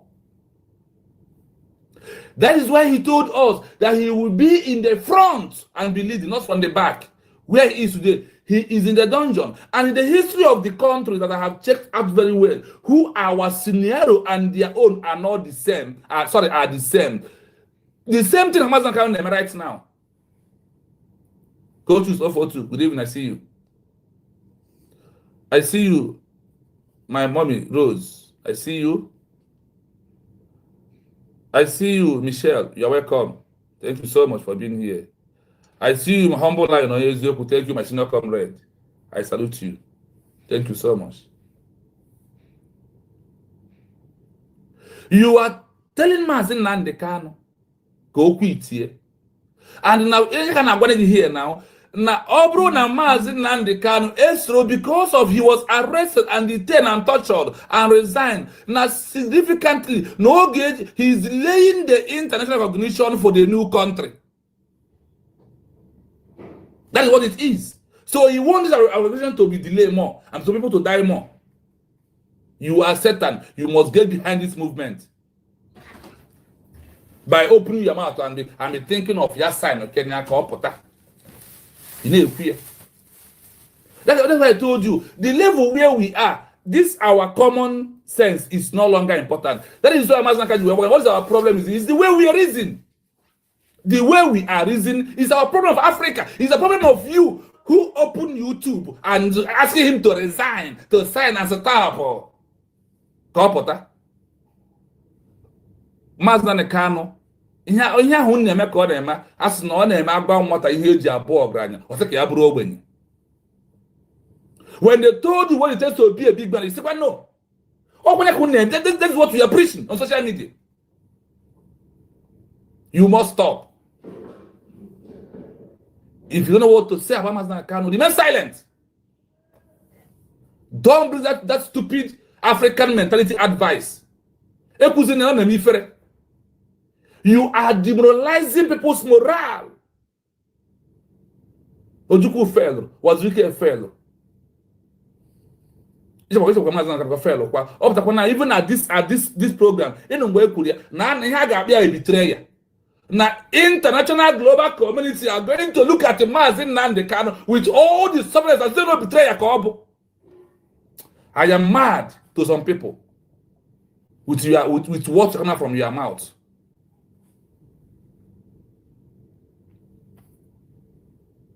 Why international laws primarily see his resignation as a betrayer of a new country to delay their international recognition because of his selfish desire of freedom of himself.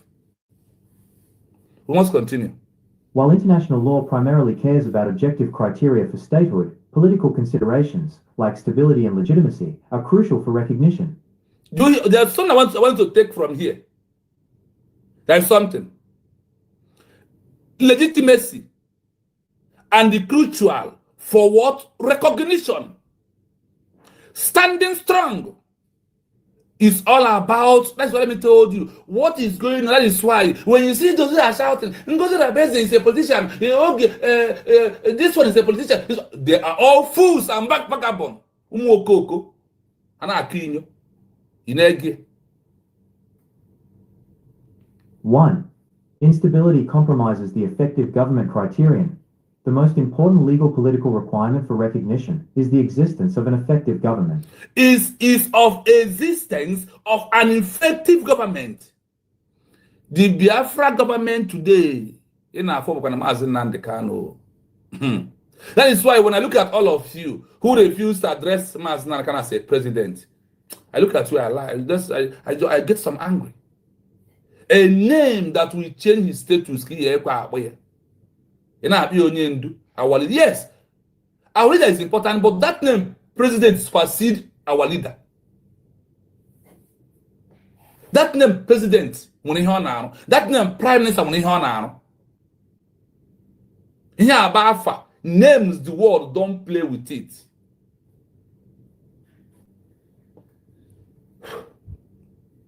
The most important legal political requirement for recognition is the existence of an effective government. Power vacuum. Listen. Power vacuum. The founding leader, who presumably commanded the loyalty of the military and the political elite, is the unifying figure of the new state. Their immediate resignation creates a sudden and dangerous power vacuum. Political fragmentation. No, let us take it small. Like I said, our line is open. In case if you want to call and say something, you are free. Who is the founder leader of Biafra right now? Ekwe TV. I know it's you. You are welcome. Who is the founding father, president right now? It's Mazi Nnamdi Kanu. He told you that he is the overall general commands of all Biafra army. When it was ESM, he's the overall commander. Even though that he's in detention, what you will do that is somebody is acting, will be there, acting like our DPM is right now, on behalf of two of them. On behalf of Mazen and Simon Eba. That is why our DPM, our chief of staff, the surrogate is there. We get to say everywhere. And those course now must go Hanobi.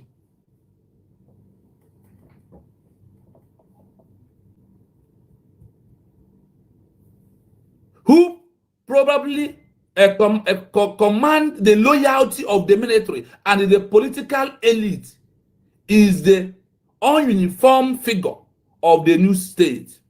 The immediate resignation after our declaration. Nisi Mazen can resign, no. Nisi assign no potano. The immediate Mazen Nande can create a sudden and dangerous power vacuum. In a beer sign no. Ebe sign no get create.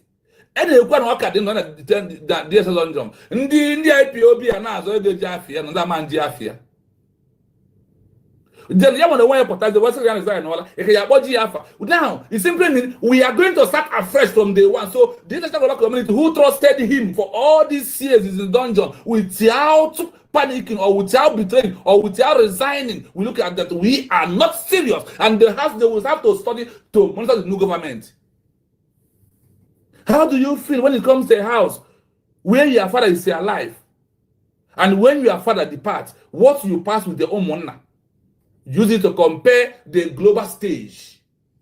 That's what I told you. We should not be reasoning the way we are reasoning. We must upgrade it because we are a country. And we are seeking for recognition. There is do's and don'ts. There is existing protocol of freedom. There is no shortcut to have a new country. You must pass it, even if it's 5 years. You must pass the same road. Another has passed. Namibia, they passed through that road. Eritrea, they passed through that road. Do you hear about the Seychelles? They passed through that road in Africa. The more I go, the more I see. They passed through all this road. I'm talking about Africa. Kenya passed through this road for good 10 years. Kenya, because of it was in the hands of Britain. Kenya is hold for 10 years. Okay, calculate from time of Owazurike or time of Mazen and Kano, time of Ojuku to this era. How many years we are passing that through road? And you never ask yourself, why are we not going to the end of it? The world are watching. If what happened in time of Ojuku happened, the time of Owazurike or may happen at the time of Owazurike or Ojuku. Sorry, it never happened at the time of Owazurike, time of Ojuku. I repeat here again at the time of Owazurike.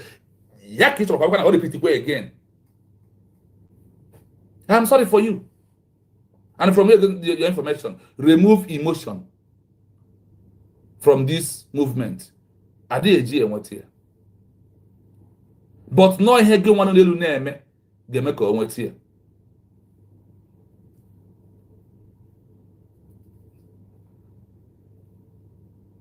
Yes, go choose. You got the answer. That is where this problem is getting us to. If Mazen Nnamdi Kanu sign any document in the point of in this point of time, international global community, they will be looking at our DPM with double eyes. Consider maybe this year or next year. How about what say again? Because how much I can be the for. And when you don't resist the pressure, that means now we become a new country. If some country attack you, you will denounce your country and fall back. That is what happened to Ojukwu. We must say this the way it is. The second of this page is bitter truth. The bitter truth.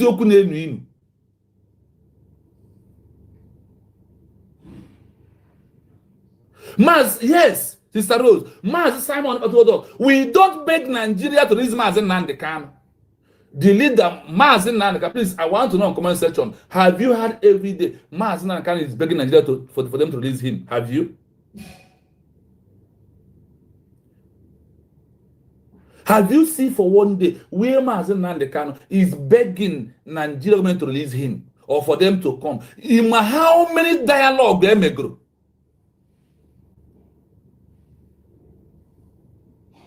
How many diplomats Nandekano have we change their mind?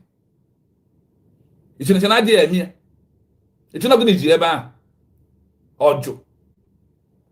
Or still giving a flag. Biafra say new nation. No one here, no one in society any debate.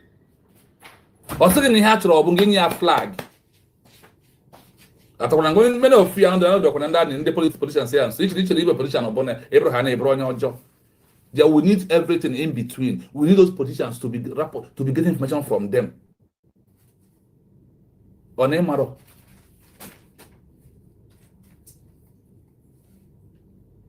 Here have the Bemas and the Canaba Baby, my Magosi Wella. Many attack what they Magos will defend the eye. Please, I stand to be corrected. I'm just have you had Mazana Cano begging Natrokia Joe Log, Mobnea Chokran Kiapota? All na Mazin Nandi can head out rantic or sign one, when near Nania on a bear corner. Obatra, Efria, or Kiara. He cares for the freedom of his people like Jesus Christ, who died for us to be alive. In my own life, I see Mazin Nandekano as second Jesus Christ. That is how I see him. You cannot fast second Jesus Christ. This is the way I see him by myself. I don't know about you. In here we're talking. Oh, I forgive me. If you open my platform, you can short walk down, walk a step and get behind me. I owe you no apology. Whether you come to my platform or you not come to my platform. And even that is because of the way I'm saying this is the way you're running away. Continue running away. One day you will see the truth and you will get shocked.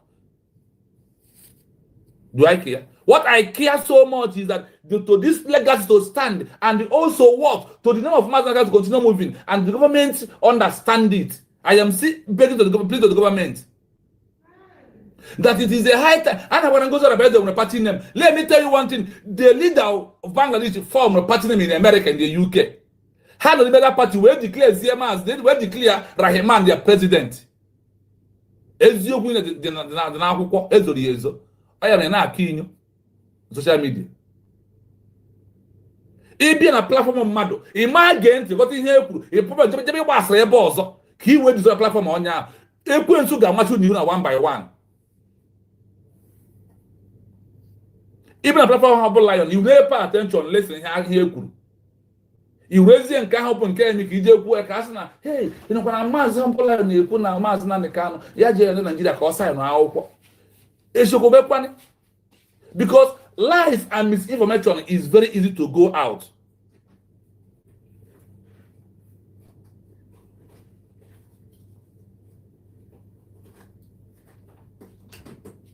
What is your problem? Why saying things that you never come across? You need to go and research to understand the level where we are. I keep on telling you, if you can't listen with your full mind, listen to with your ears open when we read all these documents, all these histories of the world, all these things they hide from us. Because Nankawa get what in high now to Ezora and Yezoro, they brand in there and can't I just sign or copota. If we born a good, this is when they appear. A man here on the not condemn, you know, maybe. So that is the most important thing. Now surrender of Mazin and the Kano, they create a power vacuum.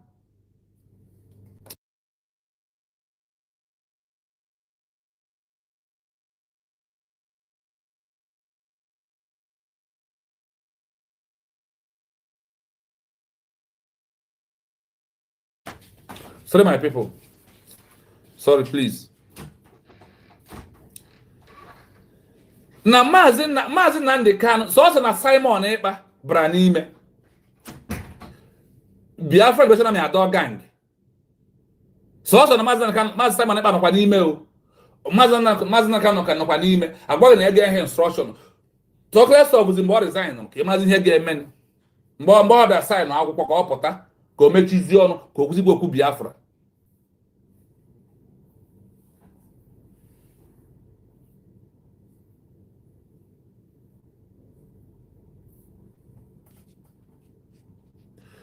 You will go and tell your father that.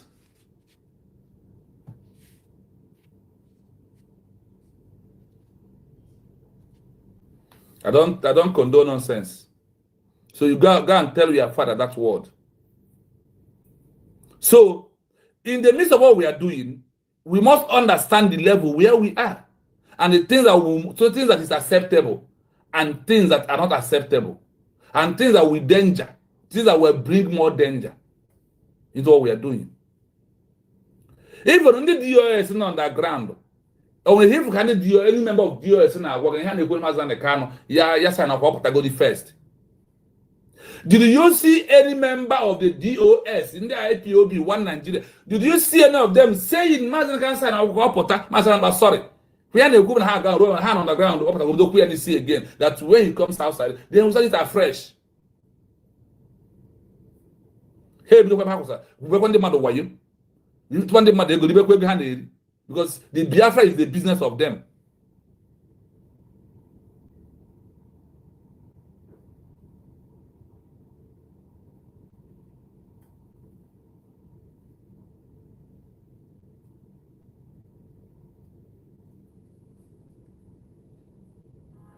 So you are looking at him. That is why I'm giving you names that have failed. In this sign right now, let there be life. How could you put sign? That is why we reintegrated back into Nigeria. Was it after one year mekwaya or sign okwa or nyukwa koko? In Iwurezie na Mazi na Chukwu Emeka Odimegwu Ojukwu was on ground and declared it, and he fell. Being the present leader, he accepted all this your advice in our today. All this strong advice was what ends Chukwu Emeka Odimegwu Ojukwu. Our people lack patience. We lack that inner ability, that inner wisdom to stand at the main important thing. That is it.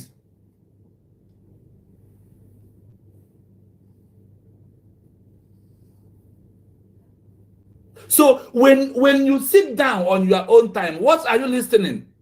What are you thinking? Or even a platform that show you repeat it again. Nonsense. Rubbish. The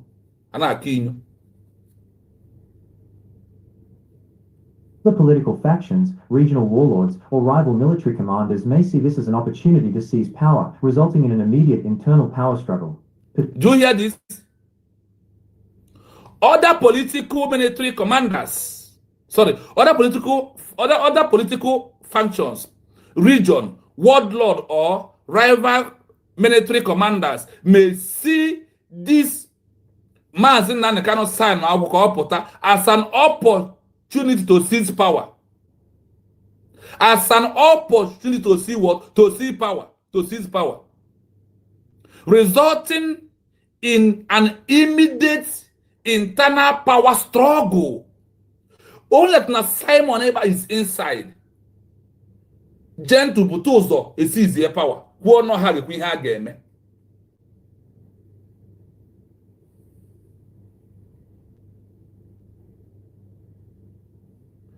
My brother, I am not going to go into the test now, but just follow this program, please. But I don't want to deviate. So now, only that man Simon Eba was arrested, and the gentle Butozo, Owam, and all of them, they seized power. What the government know how we're going to such a game. That is power vacuum. And it woke here. Now, open a mass in Nandekan, a bezen and Kayawa. Why was the Kaga Wagi? Neighbor member of IPOB. iwere afia ekwu okwu mgbe ọbụla ọ dịla akwa ọpụta na ya na-ejekwa okwu Biafra enwezi onye na-ekwu okwu na-akpụ ya afa so onye ndu ọhasa lida mgbe ahụ agba gị akwụkwọ ị bịa kọwara onwe gị. You now see the importance of him to remain where he is. The importance of it is that what you must know that every other country who their leader was arrested, I mentioned the current folly Damma.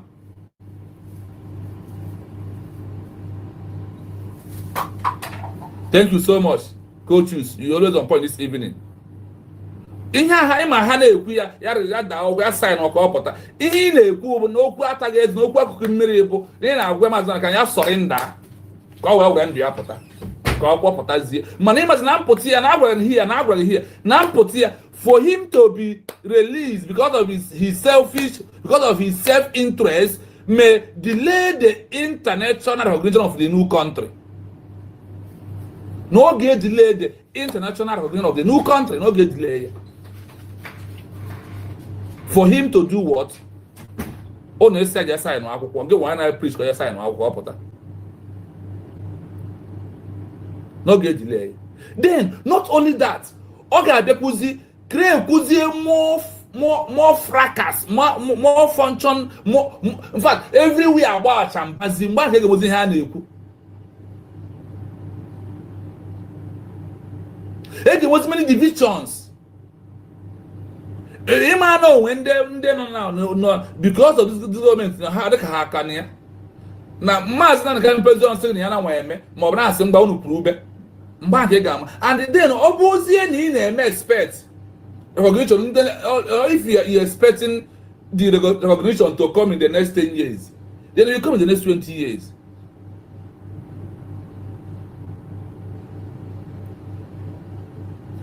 Listen to what I'm glory. Listen to what I am reading. So you know what I'm saying in that sense. Listen to what I'm doing. Every level where we are, you don't put emotion into freedom. Alright, so say I want to go do it for now. Then other political powers will arise. And when all these things arise, what will happen? A way internal conflict, both in the social media more, a way internal conflict, both in those who claim they are military in the ground, a way internal conflict, both those claim they are army, both those claim they are ESN. More now we are sign our opota. Magahandi in India or sign our opota after 5 years to 10 years. Next in Mandela or sign na akwụkwọ wee stop pụọ in fight after regime ka ọkwa ihe ahụ ọ na-achọ ka o ji wee pụta.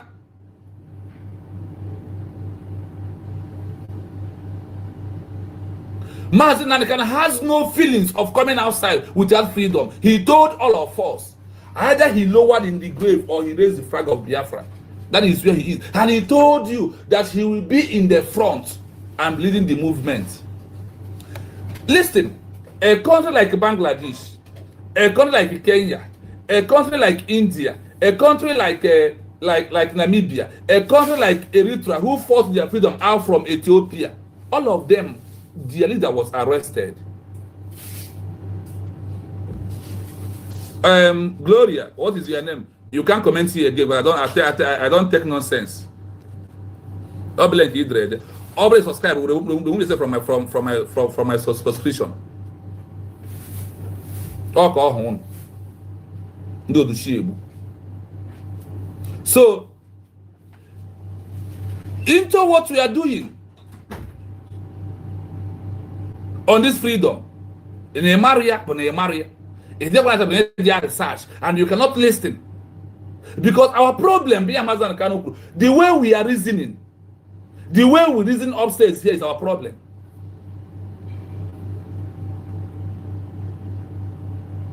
Section of collapse. The international community, watching this turmoil, will conclude that the new government is not effective and does not command stable control over its territory or population. This failure to meet the effective government test is a primary reason to delay recognition. Do you see the way that the international community are looking?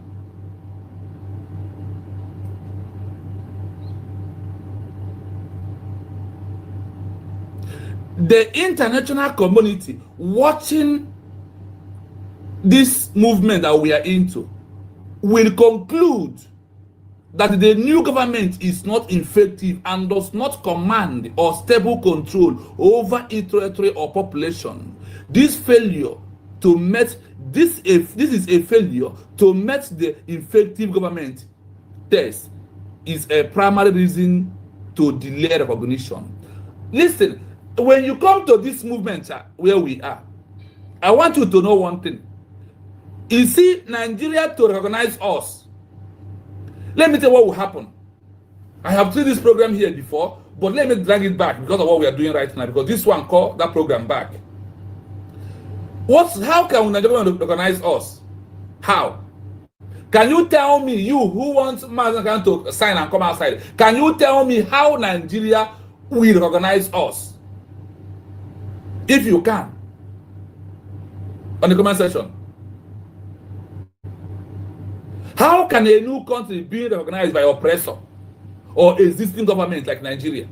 How can they recognize us? The recognition will come in this way. This is the only way in all the country. Those who fight like the way we are fighting.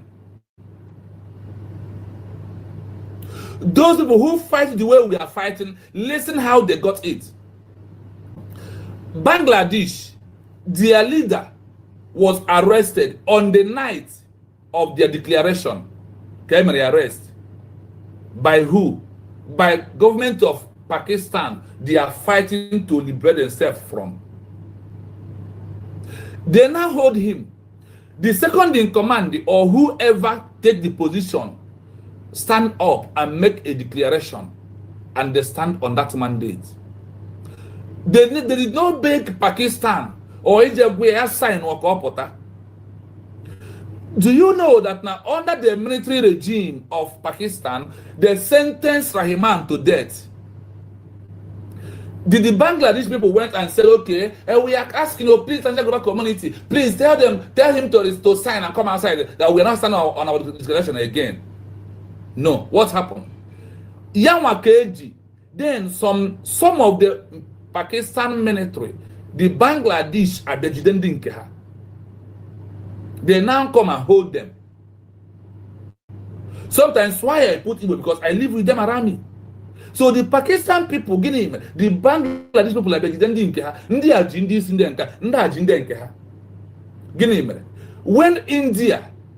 when protests of Bangladesh getting to UK and America, then the America and Britain now confront India as the closest country to play mediator with the power of America and the UK. Now what happened? The first one, they told them, Pakistan, you got to release this man back to his back as a leader, as a president. The people have started calling him their president. You have to release them. Then I will tell them to release those of you they are holding. Those of your men they are holding. Like what happened to Israel and the other people very last time ago. You remember? Now when they started this way, the Pakistan America for Najwa, what happened? The world powers who give order now confront them. That is what you will do. Then the only way you do is that from releasing him, you will recognize Bangladesh as a sovereign state. You who hold their leader will recognize them as a sovereign new state. Remember, he was arrested on March 26, 1971.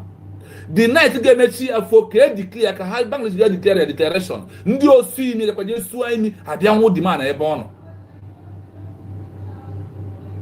Somebody rose up, like up, then we declare Bangladesh as a new country. Then a negotiation. From the negotiation, or from inside that negotiation, they have to bring Rahman out. Then why did Bangladesh release the military of some Pakistan they hold to the hands of India? Why India was keeping them? Then Rahman was flew from Pakistan to London straight away to UK straight away. That is where the authority was coming from, because that is where the protests had a get on the ground and the America. Then from UK now return back Rahman to India. Then the India and the Bangladesh, listen, they did not hold their citizens, they hold militaries. Now, from there, Guinea Weme, they now negotiate.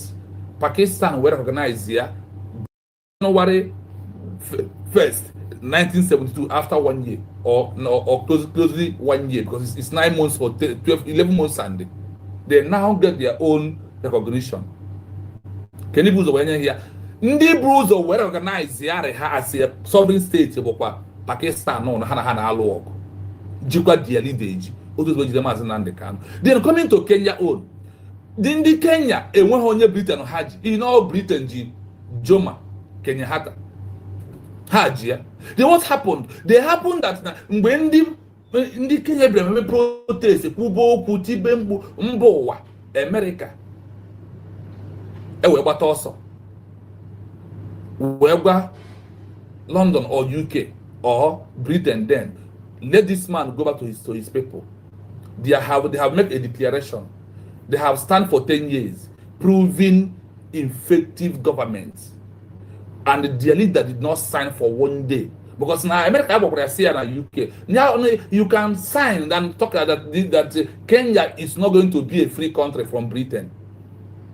The man now said, Jomo Kenyatta now said no, that I will not sign.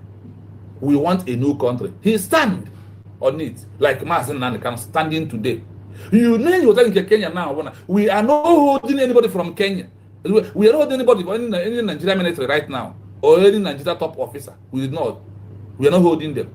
We are not even holding the Southeast governors or the senators. We are not holding them. Go and check history. Because what we are talking is something that follows history. Now, what happened? When Kenya continuously doing standing, declared their country, for have their currency on their own, Britain was the first, after they released Jomo Kenyatta back to Kenya. America told them, release him back. It's Africa. And we have recognized them as a country. Oh, one case where negotiation. Don't attention on board. Because now they protest, Maazị Nnamdi Kanu, no. Now only way he will leave from the front is by being in the prison in Nigeria. Yes, Jomo Kenyatta, you are right, my brother. This is how Jomo was released, and Kenya becomes a country. Let me stop here. If you can know the sense where I am driving, Glory, who was asking, so what sense am I making? Now you can see the sense after I block you, because I don't romance word. That's why I told you, if you have subscribed my page, please or do unsubscribe. I don't care. I want those who reason, those who their inner akume is working. Those that community those are not intention. Like O2 I see Aguya resign. Oh, now can set on Jesus Christ. Jesus will say again, you Satan, get behind me. Even Paul or Peter will learn about Jesus Christ. Or say again, you Satan, do what? Get behind me. Within yourself. The international community watching this time or this show in a language I give explain. Sometimes very simple. No one. Now watch what is going on about Biafra movement. Would conclude that the new government declare and get this Maazị Nnamdi Kanu na obuna our leader outside Agasan government are serious, because all the fight we are fighting is meant that now in freedom, and Maazị Nnamdi Kanu is released, and we only the governments are the one to do that. The Maazị Nnamdi Kanu can negotiate here from Nigeria. If you don't know it. That is why instead of you to be serious, supporting the government through fundraising, through everything you do, praising the government, letting the world know that this government is very effective, talking about our election, he now supports.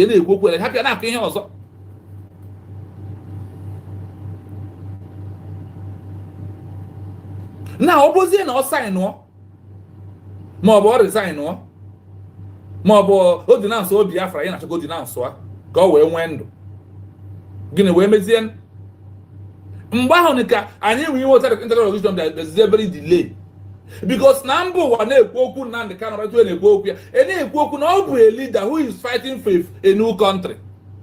Then when he was going to into his attention or to his understanding, na-emele official declaration again, na-enwele government, then what happened though? He becomes automatically president and he got his released. Other easy. On when you struggle to jump a fence, then when you come down, it will look like an fence here and all easy. I am not being happy on incarceration, but that is the road of having a new country. There is no other road. The other road is armed struggle. Now I gonna boy every day in Biafra land. Ababia ma mboto one negi ichiga call government in here struggle. This is pure truth. When we dive into internal conflict, iga fundi ga also, iga fundi ga say money here and say Biafra diko. You are not prepared. That's why I ask you, have you prepared yourself more than the way you are before? Because a lot is happening, but a lot will happen. When Biafra comes, or wherever na atro one negenga, maki hokutre no, because na Finland that will hang for some 10 years. We may have pardon. But when our own going to that level of Finland, they can go. Why when our own going to Nikahobato Biaku, Nageji, Iwundi, Korea. Where to Makanda support or Mobunde no Sabo, or more than one nigga, more than a family brother. The government Biafra as well as Nigeria. That is what you are, that is the level, that is how the spirit is pushing you right now. That is where you are going. You are deviating from the main thing. Change your step. To what we will change. Let's go number 2. 2. Erosion of political legitimacy and trust. Erosion of political Other states must decide if they want a diplomatic relationship with the new entity. Cynical foundation. The narrative that... Listen here. Recognition is a political art. What is that our sister or that our brother about here? Politics. Oh God, what is Toshi? On the politics, politics. Politics. A freedom movement is all about politics. That you need to remove emotion from it.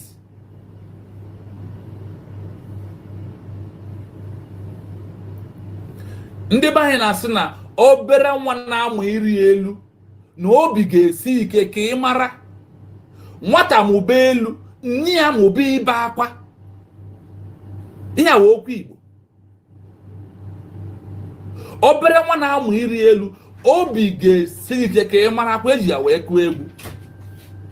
If you remove that one, asịrị na nwata na-amụ iri elu nne ya na-amụ ibe akwa mana akwa nne ya na-ebe karịzie elu nwata na nwata ahụ abụrụ ọpọ ma rigo elu ọzọ ọ kwụsị iri elu mana ọ lisize nne ya na-ebe akwa rigo like Maazị Simon Maazị Simon ịkpa Ngozi Ọrabueze ndị a lesidoro ha ndị mmadụ na-ebe akwa ha na-eti polisi ebe a na ọ dịkwa mma ọ na ịchọ na Ngozi Ọrabueze na family member ọ na-enwe ndị kpọrọ ya si ya kwụsị ihe ọ na-eme ngwa na gba DPM kwa ya sign out pụọ ka ị marazie na nke ya nwa declare ya n'onwe ya na enwere resign ga Brian the worst thing na ọ bụ in fact we are starting afresh. Ndị a dịkwa very important o na pet ya to encourage ha much because na ịghọta game a na-akụ ịghọta egwu a na-agba ihe na-agba egwu mkpọsịrị m anya. If you see me, I see you. If you don't see me, I don't see you. If you cry, I don't care. Me, I don't care. Oh, egwu aka na-agba na egwu mkpọsịrị m anya egwu aha na-eme agụsị nwata lekwa ihe eji abụọ ọgaranya. Look at how you be big one saying no, I don't want this big one, let me remain the way I am. Oh, ihe nke na-agwa Maazị Nnamdi Kanu ka o mee at this stage, at this movement that we're into right now.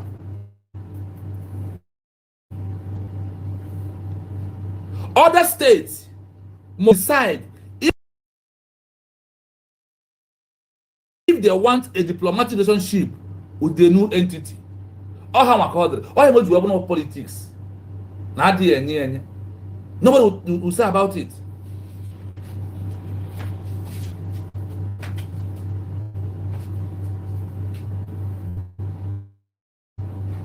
Free is about politics. Take it or you leave it. You can work. Now all these countries organizing like as no political art. Then who are now going to go into the politics and ako? When you give na na-egwu na ihe a na-ekwu na politics they can cha na atụ atụ iwere nka tina nke iri nka onye akwụkwọ anyị pịa ya wayo igbo oyi otu aka freedom. That is freedom in Africa. That is fighting for a new state. I have also read to you here. Now we difference than Nigeria government is mass and the can. Now all these he release or he negotiate with the bandits. Then it is mass and the. Do you know why? Because the bandits are not fighting to divide Nigeria. They are fighting to Islamize Nigeria as one country under Islamic agenda. But Maazan is fighting to divide Nigeria. That is why it's very hard. His own is one of the most hardest one. That is where he is.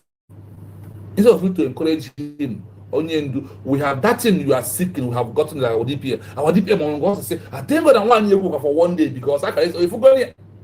No, I'm going to call it sign or sign of the Obronis. Open my GPH. What you are sick, we have got because of that. Or you sign anything, have a sign. Simon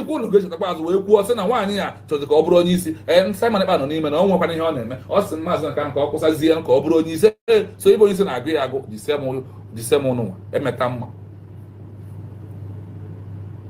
We must continue. The narrative that the new country was founded primarily to grant a leader personal legal immunity. Listen, I want to listen here. The country was founded primarily to grant its leader personal legal immunity, a state of convenience, undermines the moral and political legitimacy of the entire project. It suggests the cause was not true national self-determination, but a self-serving bargain. Do you hear that? Uncertain successes. Do you hear something here? Now, if the narrative, the leader, personal immunity, a state of confidence, undermine the moral and the political legitimacy of the entire project, it suggests that the cause was not through non-nation. It's a self-determination, but what? But selfish or openly bragging to make just a name. So you want Maazị Nnamdi Kanu after all this, governor also be American like Wazirike, Abekwe and they betray. Listen, let us continue. The successors who take over after the resignation are instantly vulnerable to the charge that they are merely puppets or that their authority is tenuous. No foreign government wants to risk recognizing a regime that might be toppled next week. Do you hear that? No country, no international community want to recognize a country that tomorrow, next week, or resign. The whole world, Amarago and Maazị Nnamdi Kanu, a separatist movement. No, now he's fighting for his people to be free. With what? Having a new country, which was declared on November 29, 2024. He was arrested before the declaration. The declaration will trigger something less than my people. Do not be deceived. Do not be what? Deceived.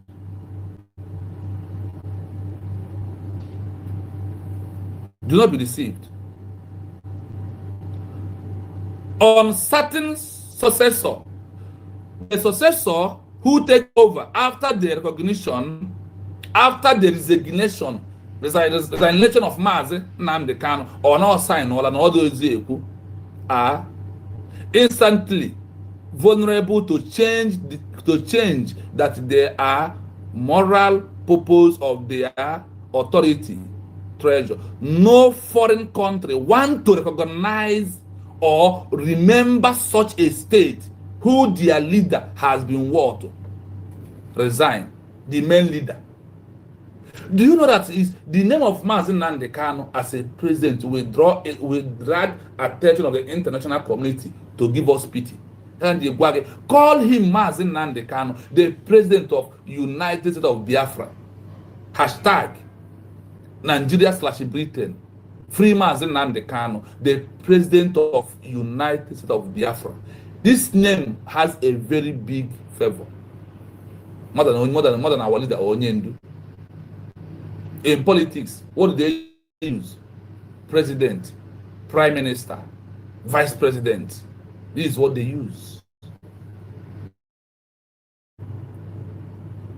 The risk that this is going to risk the recognition. Those that want to give recognition will look at us and say, no, they are not serious. So, Ojukwu fall, sign one. Owazwike fall, sign one. Each of our kind of sign or fall on yan. Kagin we mezian. Kiwe again. Kiwe again no obu na government and government right now with our depression. No obu na again recognition in the next 2 years, Kenya in the next 20 years. Because the world we like to watch now, how legit and how trustable and how prepared the government are. I ask no when nature. When you have a father, when you have a grandfather, you have a father. When something comes into your family, in the first place, the grandfather will carry it. Somebody has said, nah, let us not do this thing because of the grandfather. I am living because of your father. Oh, but that is where all these things are things you need to think. Mazi Nnamdi Kanu is our father. You know how a family is when father is alive, how old mother used to attack the family, and when he's not alive. That is where when you put Mazi Nnamdi Kanu there, then you will understand what he's fighting for, why he's trying to defend himself, why he's not even panic about living the way where he is. And again, one check up Biafra broke a failure for second time, for the third time. We fail woefully, no matter what. We fail. Time of our week, we fail also. Then I want him to also fail 3 times. Umbo will look at us and say they are not serious people. If they give them a country, they cannot control it. When the pressure after one bomb, the country now those countries who recognized Biafra in 1967 to 1970, they are watching. They want to see how stable our DPM is leading, that is the government. They want to see how the government is functioning. They want to see, that is why they refuse to give recognition for now. And the wisdom of you to do things that will lead, the holding of Mazi Nnamdi Kanu is the main thing that we are going to use to draw international pity and also to do what? To get what we are looking for. This is how it is. Look at it in the night. When you are sleeping in the night and a dog enters inside the house and your father is alive, he's not the first one. He will put all of you at his back and they stay at the front. That is Mazi Nnamdi Kanu for you. So yeah, was your father? Yeah, your father or to be your father. You know, cheesy. Reason.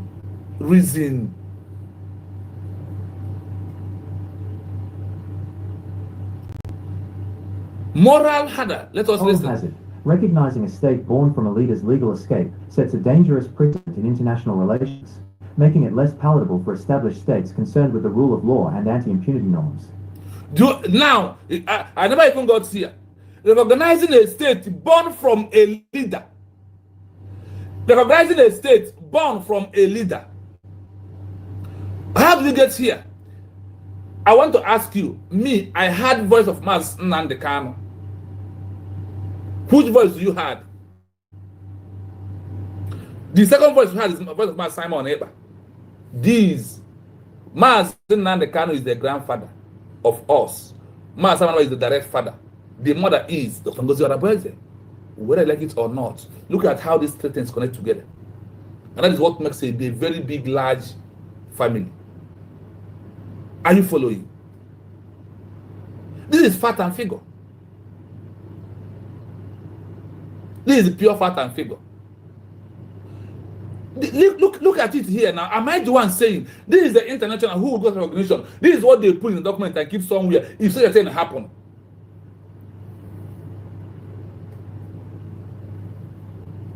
legal escape set a dangerous legal escape of Mazen and the Kano. Signing, Corona, we just sign no. As no again, legal escape set a dangerous movement or set a dangerous delay for international recognition. Yes, sign, Mazen and the sign no copota. I sign no copota. Mazen can sign and come outside. That mind you have is not mind used to do a freedom fighting. That is not the mind to get a new country. Go and ask very well. I have called the Biafra and asked them. No, I get change the mass now. I will do mine to be there, but let him come outside and save my unborn children. No one with the power. They won't have the power.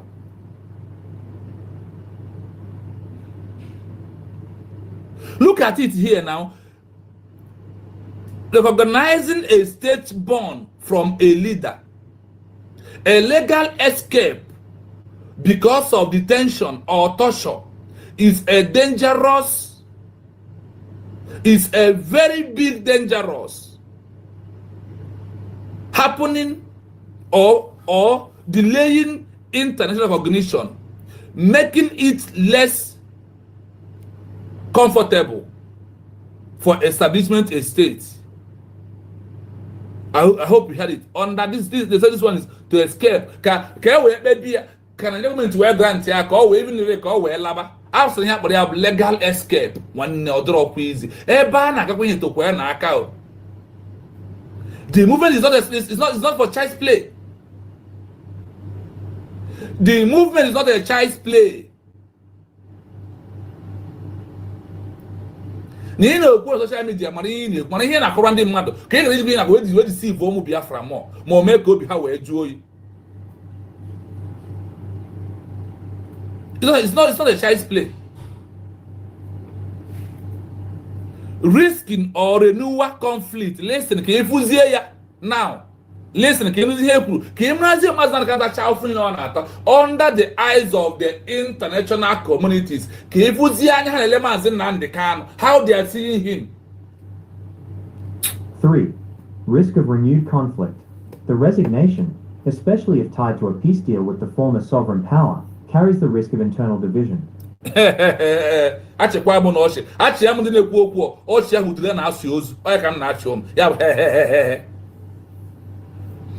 The resignation, especially if ties on the peace delay, on a peace deal with the former sovereign power, carries the risk of internal division. Let me repeat it again. No magwe Igbo. Nsogbu dia maọbụ na Maazị Nnamdi Kanu eweje na Nigeria okwu nke udo ka o wee si n'ime Nigeria wee pụta na ọ ga-ebutere anyị ọtụtụ nsogbu na ọtụtụ ọgba aghara dị n'etiti anyị wee nwee ọtụtụ ndị nọ na ngalaba dị iche iche. Ọkwanye ka na-ekwu okwu ya here. Na ọ bụrụ na Maazị Nnamdi Kanu ekwere ka ọ nara peace from Nigeria. Hey. Ogenede. Na ọ bụrụ na stage anyị nọ now emego declaration ọtakwa na ọkịta emego declaration na ọ bụrụ na o kwere ka ọ nara peace n'aka Nigeria wee pụta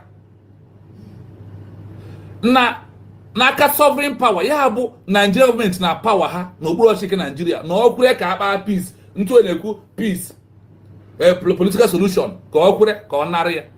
Gịnị mere na Maazị Nnamdi Kanu ekwe ha nara political solution ka ọ na ichere na president ha arịa ọjụ ọ na ịma ha na ọ bụrụ na ọ jere nara political solution na ọ ma ha na ebe ọ nọ today na ọ pụtago sense. Gịnị bụ political solution? Mechie ọnụ ekwusi n'okwu Biafra. Wow, let's answer this call. Hello?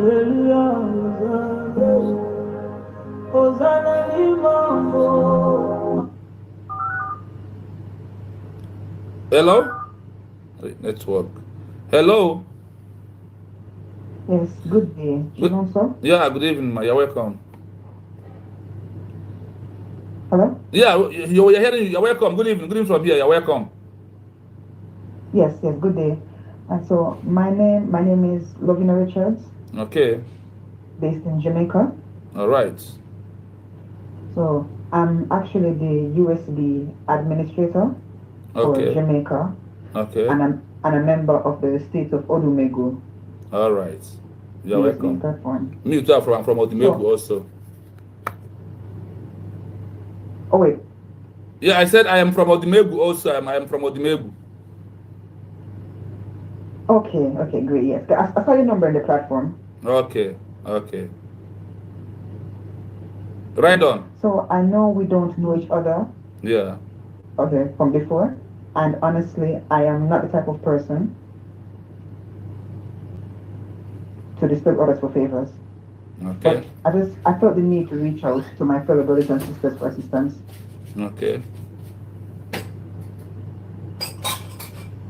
Yeah, so I currently have a financial issue. Okay. I have a debt with my bank that I'm supposed to settle by November 7th. Okay. And I don't know if you will be able to assist with any amount. Please, I am on live program. Call me when I finish the program, please. Oh, live program. Oh, sorry. Yes, please. Okay. All right. Yeah.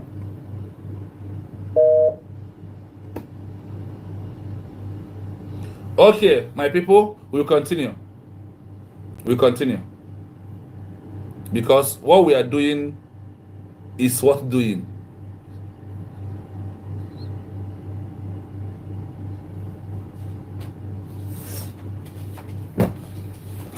So, my people, like I said, our line is still open for those who want to call to make contribution into what we are doing this evening. You know the number to call: +9 7 3 3 60 51 337. Only on WhatsApp. I repeat it again: +9 7 3 3 60 51 337. Only on WhatsApp. In case if you want to call, we welcome your call. Remember, where we are on the risk of renewed internal conflict. Because when you ask him to resign, have you think of things that surrenders him for him, things that surrenders everything? My example, you call that phone, please. Not on this one. My example line is here. Let me use the other line and the one we use for phone call.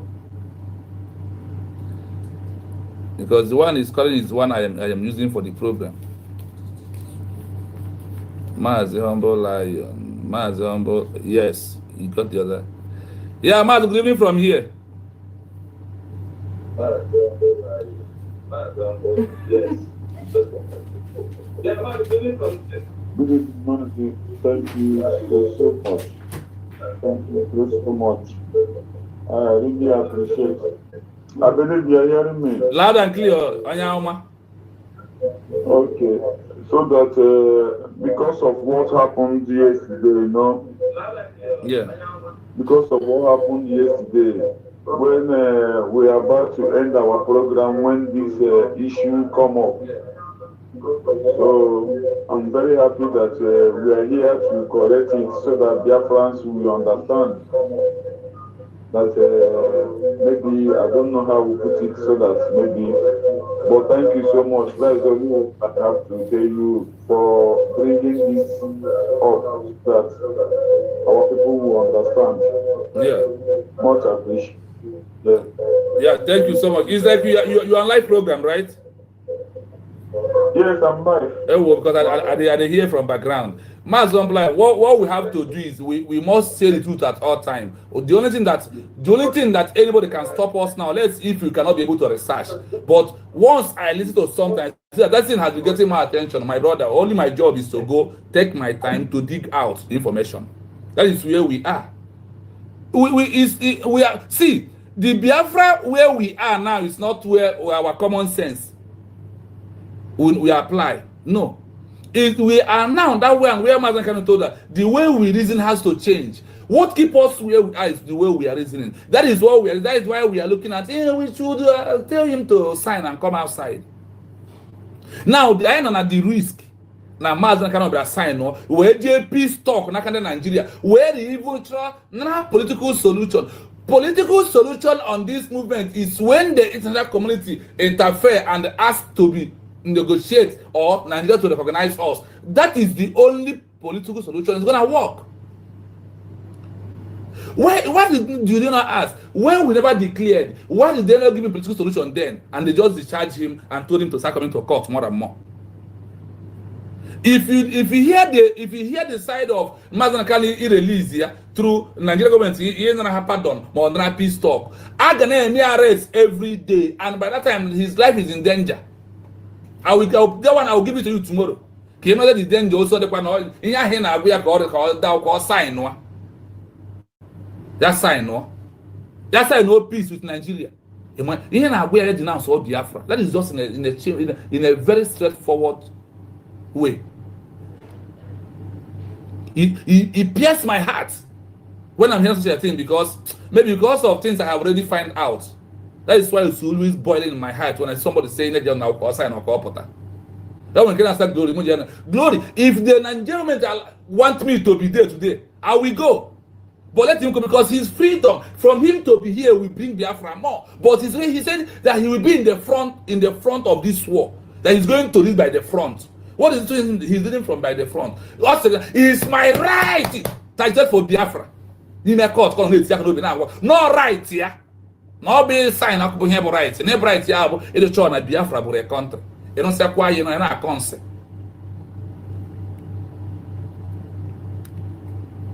Listen, you can see by a shop okay now. Otumbo, what's the elements and the cano anya now? More our sign or near Biafra. Listen. Betrayal of hardliners. Betrayal of hardline. No, is not sign now. No betrayal the struggle. No, the betrayal the new government they declare. No, it's in the government. Oh, what you mean? And the government here will declare. Oh, I'm sorry for you.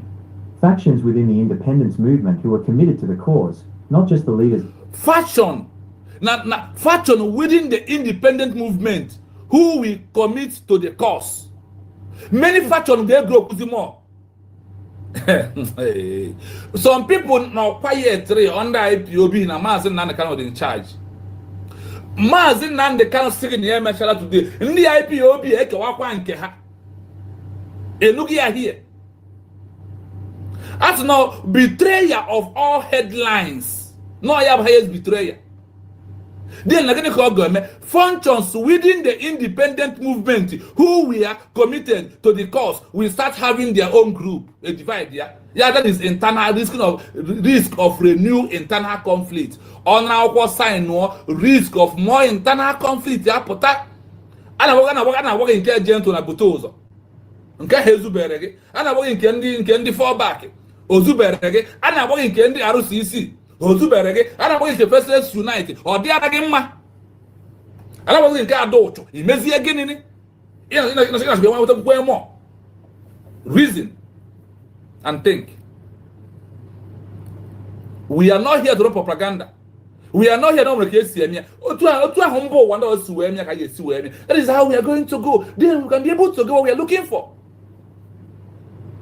Is a problem humble lion? It's serious to see about poor. Jebol, Jekoya, you know, him against we do queer. He will able to program. You know, platform has some mass humble lion. Can when they discuss now, Mazen can just sign work or as he will leader of Biafran people. Okay, about say they come. Man, you get hand to go off, man. You know, challenge now I'm busy. Come and listen to it very well.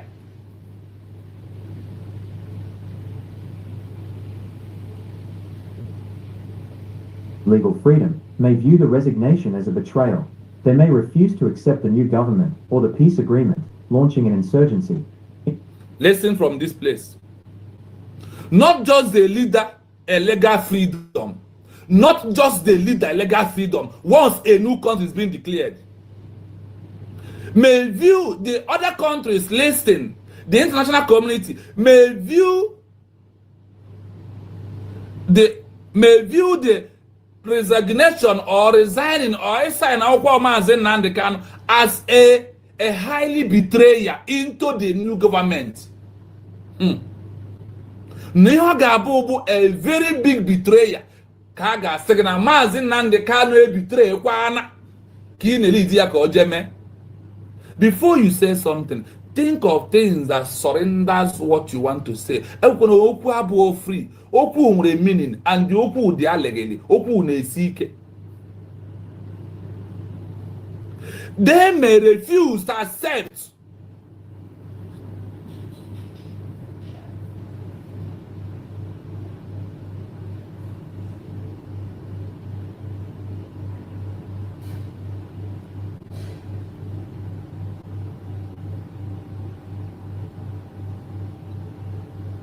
Okay. They may refuse to accept the new government or the peace agreement, launching and what? Insurgency. Mbo nwere ike ịjụ na ha amaghị kwa recognition nke bụzi insurgency, nke bụzi insecurity wee bịazi n'ime onwe anyị. Like in affair now. Like what we are seeing now. So here to the Nobuni can the kind of sign or Cambo refuse the international recognition. Let me tell you the truth. Our international recognition, what we push it come fast as what we are doing, and also Mazan Canada place on and they go Nigeria court. The more I drag here, the more it now goes viral. Let me ask you this question. The way say Koku Mazan and Can last year, or do you say we are right now? The way people was talking about Mazi Nnamdi Kanu, is it the way they are talking about it right now? Is it not great? Is it not going more? Is it not getting more momentum? More? Is it not increasing more and more? Is it not increasing? Now, his Nigerian government is saying I had to go 6 months. Now 6 days. You must not about 90 days. Or no way you must within yourself. Or easy about how strong he is in the mind. Forget the weakness of the body. The strong is lion strong. The heart is a lion's is a lion heart. Even he's more than the lion. And what is in the heart of that man you see there? That is why we are in the protest in Akwa Ibom. They blocked road. He came down. He asked us to go back. I know here now. Or what you put back? He lost on a fire. That is the leader we have. That is the president we're talking about. This is somebody I have met one-on-one. Listen, have interaction. Joy Ajojo.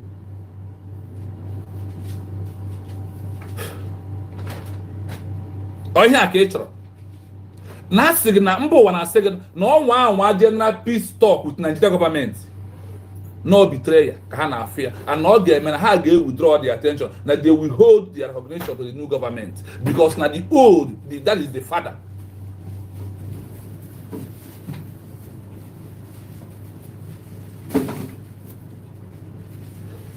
That is it.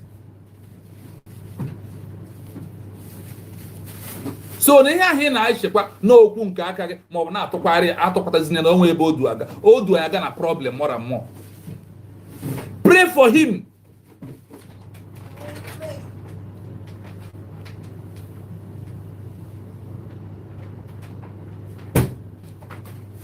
Pray for him to be strong. Pray for a good head for him. That is all we needed to encourage him to see that we are outside are standing strong. If you preach here,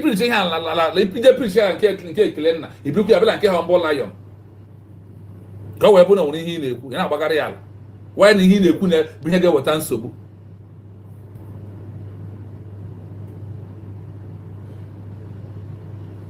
Yes, number to call, Linus, number to call is +9 7 3 Sorry, let me repeat it because network move there's the attack on the page. So let me call the number again. plus 9 7 3 6 0 5 1 3 7. That is my number. If you want to call, that is the number to call. The number is plus 9 7 3 6 0 5 1 3 7. Only on WhatsApp you can get me. No direct call. It's not allowed. So I want you to really know the level where we are and watch the world, what they are watching as they are talking, what they are watching to happen. If it go this way, they go this way. If it goes right, they floss in the right way. The right way is for him to be in the front and be leading. That's why he's not running. He's not afraid. He told you in the court, I smile. He smiled right to agitate for Biafra in front of the Nigeria court. When you see Martin and the count today rose up, do you still fear inside him? Do you see him as somebody who is under panic for him to live where he is? Did you? Oh, he ain't done now. Go now. Oh, my dear. Yeah, man. Okay. Oh, was Rika am because was Rika got this level? Oh, no, was Rika got to international level? My mistake. Even despite everything, nobody could not accept when our people was pushing him because of the thing is too much. You cannot joke. If such a thing happen right now, are you going to see stand on the side of the government? Are you going to stand in the name of Biafra? If you look at the genocide, if you look at our war between Biafra and Nigeria, there is a family who was in front of the Britain and the Nigerian army. They deny Biafra. They shot him dead. On everybody saw a video. Whatever. Nante nanu had the hacker drawn. I think our brother is a dos. Nante nanu he had the hacker drawn. In a care by na but you go to na care na in a care bendozo.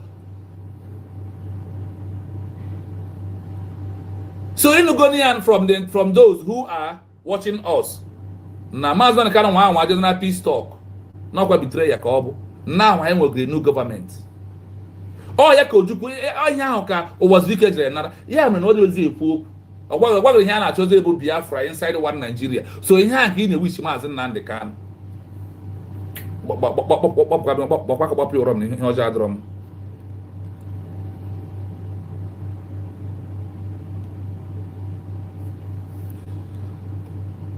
Please hold on, my people. Let me check something because the voice cannot. Network is somehow okay. There is a phone call here. Oh yeah, I wonder. Hello, good evening. Good evening. Please, all from where you are listening. Yeah, because when you're here, you get clear. Yes, you are welcome. Thank you so much. Okay. I so much appreciate your effort here. I'm just seeing you for the first time. And the way you are doing it, I love that. You know, I was the one commenting about my landlady and my landlord. Okay. You see, this signing of issue, the people think that to sign something is very easy, but the implication of it is what they don't know. Yeah. If Martin and the cannot try to sign anything that would jeopardize all the effort he has been making for years, you know, he has told every person, and I know him by the grace of God, he cannot sign anything. He will never. What I want to clarify anybody hearing me now is this. I want to give two issues that happened to me and in Lagos. Those issues, one, where I was living, my landlady gave me a quick notice to quit without doing anything. I'm not owing him, I'm not owing her, I didn't fight her, I didn't destroy anything in her house, only just because we prayed. He said we should leave. I said, okay, now you have to give us time to quit. He said, no, we must quit within 3 days. I said, it's never done that way. She now prepared a letter from the lawyer that we must sign to quit. I said, it's not done that way.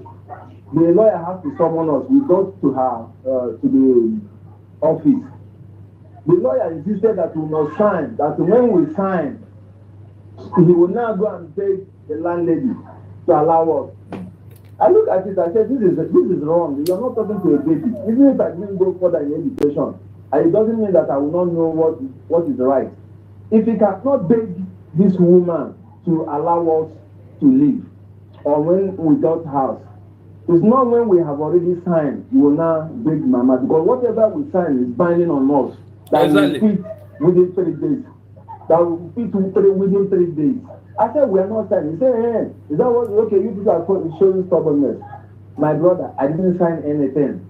Till the time I got my way. I don't want to go deep what happened later. Yeah. Because we're on air. So till I got my way, I got out of that place. So that's the implication.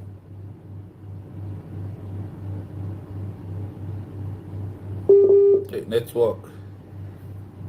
His network is bad. I don't know for him or from my side because. Okay.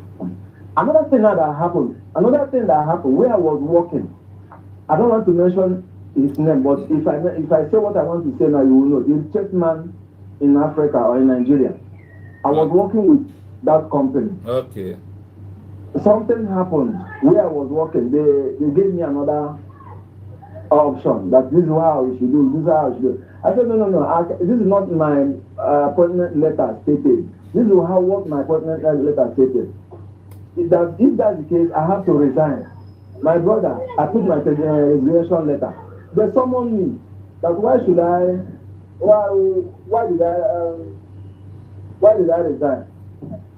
Instead of them to put why did I resign, they now said who told me to resign? I said I didn't. The way you put the question is not the way you're supposed to do. They now shouted, they wrote them all the executives of that company. So they don't know what they're doing. I said, I'm not saying you don't know what you're doing, but what you should have asked me, why do I want to resign? Not who asked me to resign. They say, okay, if that's the case, they will get back to me. So some people now said, no. What will happen is that I should write apology letter. But what we are talking now is signing of a thing, signing of a deal. Before you sign, you know the implication of what you are trying to sign. Yes. They say I should. Some people now pressurize me that I should sign, that I should write apology letter where my handwriting and my signature will be there. I said, for God's sake, why should I write apology letter? There are 3 things that can make you. They didn't sack me. I resigned. They didn't sack me. And what can make company to sack you is when you are insubordinate, through fighting or stealing. Yes. These 3 things, I didn't commit any of them. I resigned willingly.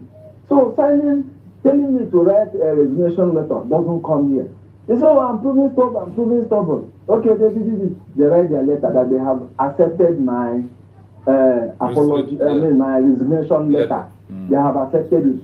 Now, my brother, let me tell you, if I had written that apology letter, they will still sack me and they will still lay many things on my head. Yes. Because they will say, okay, if it is not committed anything, why do you not write apology letter? Because you have to reason it. Someone telling you to write apology letter when you did not commit any crime and you are writing it and signing it, which means you committed something. Exactly. So anybody telling Mazin Nandikawa to write it, to sign anything, they will just let him. He has lost many things. His daddy died. Their mom died. Many people have gone through the process. So any other thing he's signing now, I don't think that thing he will sign now will bring those people that have already gone. Also, inside on a money or because some Bible does no one in home. Or you want to sign no, I'm not going to anyway him. Can you want to sign offer? Exactly. Yeah, I'm not. It was like a real plan. Yes, now. Because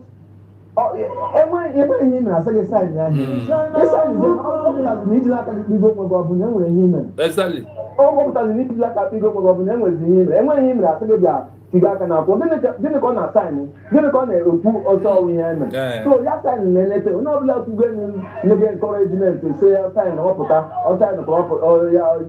Yeah, but can't take a drama on the man. I can't go court today. You have one that now. You know a case to answer. So, a case to answer. You own a house to the young with a case. Now, how was the case? The young, glory at the young. I was so so man, I have the number. Thank you, my brother. Yes, you see, one them just be safe, we do.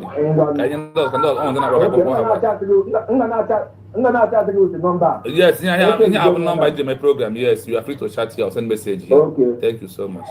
Okay. Yes, so amen, my brother. Thank you. Yes, we have a missed call. Let us return those calls before we move forward.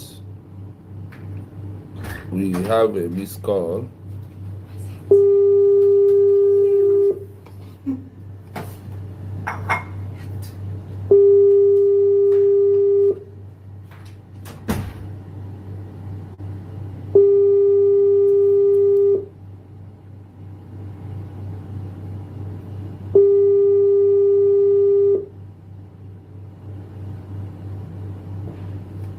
Okay, he didn't pick. Let us continue until when he calls back.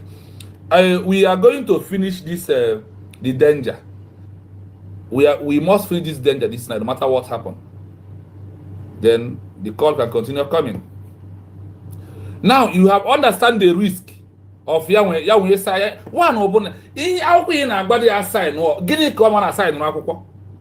So he na agbadi ya kure no be terrorist okwe. He na gwazi na kan okay accept na you are Igbo onye ana the document be George in the first place. He kwetra abo he na agwa ya o sign no kweta na ya mere ihe niile ahụ ụmụnnem. When he accepted to sign, that's he agreed that he accepted that he committed all the whole crime. You don't know that also this political solution, not to be involved. The way he accepted the political solution, he simply means that he accepted all the things that no mere.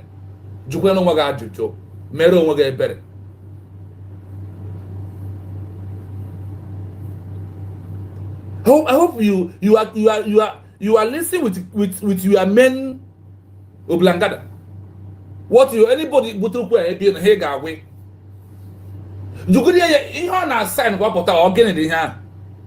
Kedu ihe o mere? Ọ na agwa today na o nwe ihe mere. And nke mo mako na o nwe ihe o mere. Look at this our brother, what he explained here is passing through. Ọ bụ na ọ jere sign akwụkwọ ahụ enwe anything that the landlord or landlady buru ya ọ mere eziokwu ọtakwana na mgbe mmadụ ji aka ya na-achọ ịma ya onye ndu ya onye isi ọgbụ n'olu na-enye wrong advice. That is when Satan has started possessing you, and once this Satan starts possessing you this way, tomorrow you will be against this government. Tomorrow you will be against this government. Tomorrow you will turn against the government. Be mindful of the spirit that comes inside you to push a word out from your mouth when the word is not to encourage, but when the word is to discourage, run away from it. The spirit that is said who follows those who have left the government and are the same spirit that are following you. Be careful. Pray. When you think you are standing, watch very well, so you will not be able to fall. Bible also said it. Ngewa onye na-eche na ị na-eguzo, ngi lezikwa anya ka ị ghara ịda. When you are thinking you are standing strong, check very well if you are falling without knowing. Pray and be strong. Taking a side in what is rapidly becoming a civil war within the new territory, further delaying the diplomatic acceptance the country needs.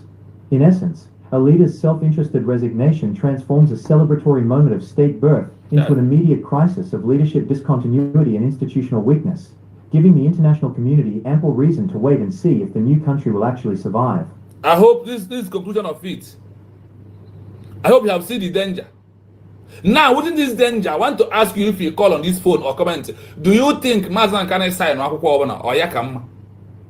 With all this danger you had here, Mazan can to resign or call sign or call Wepota. Which one do you think?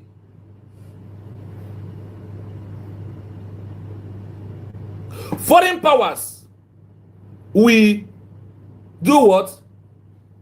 They will hold the recognition because it would mean taking a side in what is not becoming the civil war. Now, how man support to lead into civil war? What is that in the internal conflict, the divisions that will arise? Kind of about internal war, your civil war within us. You don't know that we are into civil war within ourselves. What is fallback doing?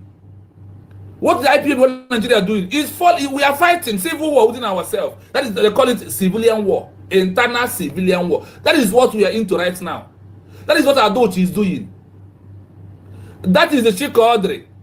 Adakwole. That is what he is doing. That is what Vagabond is doing. Abakrawa. Faceless Unite.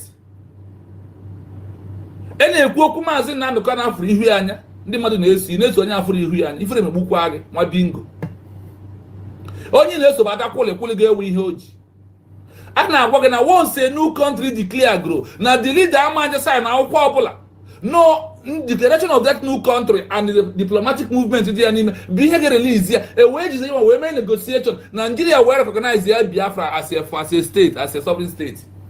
Ọ ihe a bụ general of Ile Fraiko here na mgbede a. Like I told you, our line is still open for you if you want to call. If you have anything to say on what you heard this evening, you are free to call, to join your voice on our own voice, to make it go viral, my people. Yes. I will allow you to play fully without saying a word 2 times. So in case, if you want to record it, I give it to yourself. So when you jam those people, play it for them to hear. That is why I am bringing all these things out. Everything that leads to our organization, we have it too. The document is everywhere. It's under. Anyway, they look at what we do when they hide all of them. But we'll be able to be taking our time to be getting it one after the other and bring it to you. Your own job is to share this program, like the program, subscribe on the YouTube page. Then also call, make your own comments. I have speak for 2 hours, and that is what this document takes us to explain it very well. And I hope you got something this evening. I hope we educate ourselves on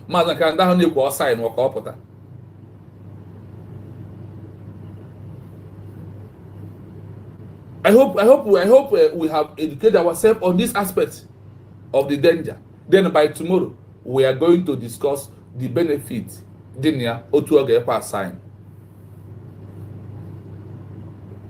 The benefit Dinia Otuoge and cannot sign. Listen to this again. I will play 2 times. If a call comes in, we will pick. This is time for call.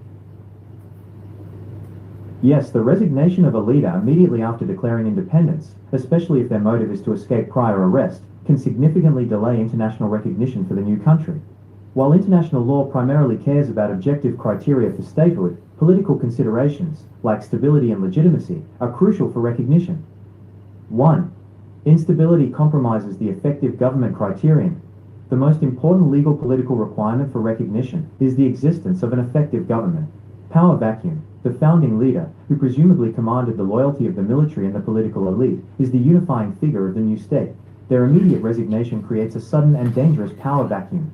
Political fragmentation. Other political factions, regional warlords, or rival military commanders may see this as an opportunity to seize power, resulting in an immediate internal power struggle.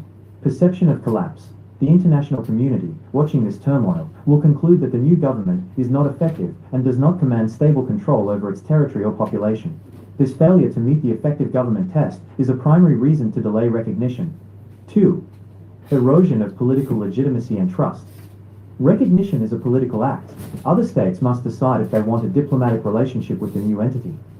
Cynical foundation. The narrative that the country was founded primarily to grant its leader personal legal immunity, a state of convenience, undermines the moral and political legitimacy of the entire project.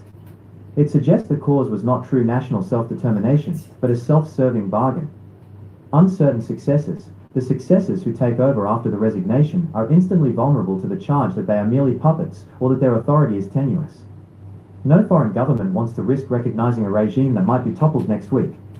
Moral hazard. recognizing a state born from a leader's legal escape. Listen, now the international community actually recognize the country Gabo talk of the topic, talk of the town in the next week. Any recognition about talk of the town, and they go na leader has go well, na leader had deny no so see.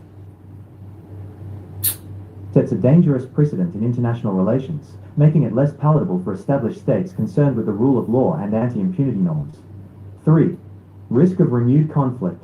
The resignation, especially if tied to a peace deal with the former sovereign power, carries the risk of internal division, betrayal of hardliners. Factions within the independence movement who are committed to the cause, not just the leader's legal freedom, may view the resignation as a betrayal. They may refuse to accept the new government or the peace agreement, launching an insurgency. International caution. Foreign powers will hesitate to extend recognition because it would mean taking a side in what is rapidly becoming a civil war within the new territory, further delaying the diplomatic acceptance the country needs. In essence, a leader's self-interested resignation transforms a celebratory moment of state birth into an immediate crisis of leadership discontinuity and institutional weakness, giving the international community ample reason to wait and see if the new country will actually survive. I hope you had it here. As noble self-interest of the leader, Epota. I here no pay betrayal. America, UK, EU, all these colonies look at it at this stage where we are. After declaration, all the more than a declaration. Once a declaration, you become a sovereign state. Then those here, pilot was here fair to get recognition. The ones that is being held is also the easiest way to get international recognition. So tomorrow we are going to discuss the benefits. And after our declaration,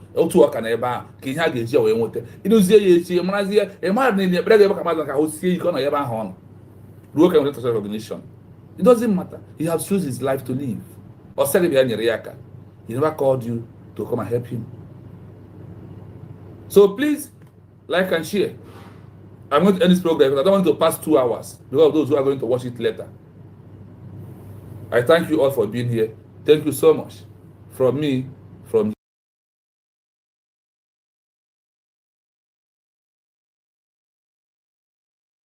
Mazi Kevin. Ndewo, Mazi Kevin, ndewo. Ndewo, ụmụnne ndewo. Mazi ndewo. Ana m anya moto so enwe m ike ikwu okwu nego. Okay. Because of that thing, yesterday, I am ejiri play here this thing. Because when eji that thing, biagawa far.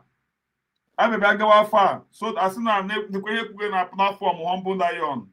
So Chineke mebere then Mazi Biafran TV have to come and clear the air, and you watch yeah. I be na ekusi na ahia ahia nje mege program. Why ni owu ahia nje mege program. Ahia nje mege program maka nwanyi isi ofia na edina n'ime ofia. So before that thing I come up, but thank God that now we have to clear the air so that to make this platform can the madam here platform representative. So thank you, and I believe in based on here I don't know yesterday, Yeah, but kita ambata good evening kambata. Check me for the up the program. Yeah, but I know the last thing the last thing about. Okay, thank God.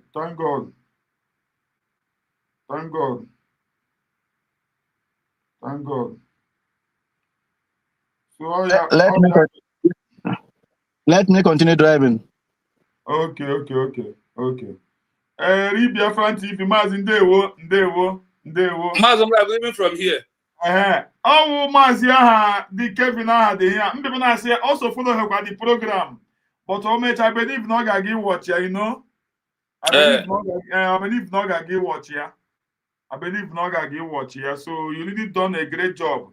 Because even when I told the money shall go hata. So that tomorrow can happy say look at what they are saying in a humble lion platform. Okay, I really thank you so much. I really thank you. No, I think maazị Ọmbụla o nwere nke ihe ma ọ bụrụ na ngwụọ ibere ị ga-asị maazị na-akara ya biko ya nọ ekwe ebe ahụ ọ nọ achọghị m ịgụ nke ahụ bikos nke ahụ na-agụ akwa ma agụọ ya otu ha si wee lie na ọrụ ọnọdụ edere so o nwere ya ka nji wekwe na ebe anyị nọ kịta bụ ebe a maazị na-akara sị na our problem somehow is how we reason. Yes. Enwere ihe bụ ị na-ekwu ichie na ị na-ekwu nyere maazị Nnamdi Kanu rather na ihe ị na-eme ya bụ na ị na-eme ihe ahụ Satan bịara ime ebe Jesus Christ nọ or fulimo maazị ya bịara ime wee sị ya Satan get behind me when they start having that sympathy on him the sympathy ị na-emere maazị Nnamdi Kanu ka erelizie ya ọ ya jee sign ihe na-agwa ya bụ mechie ọnụ ekwuzi n'okwu Biafra ọkwa ihe ọ bụ simple as that o waziri ike sign ya ka ya today Chukwuemeka Odumegwu Ojukwu the same thing kekwani and that's na once I so na mba ụwa ga-asị na ọmụgụ na o betray go the new government atrafu declare na ebe ha ga-agụnye ebe a nkịtị chọrọ maazị Nnamdi Kanu onye na o ji bụ na before you kwuo iche ihe ị na-ekwu you remove emotion from this freedom ọkwa if maazị Nnamdi Kanu today na court ọ dị ka onye na-akụ mgbalị mpụta mba ọ bụrụ na ọ na-akụ mgbalị ka ihe meji wee gwa ya na a ga-enye ya 6 days go defend onwe ọ sị na a ga-enye ya 3 months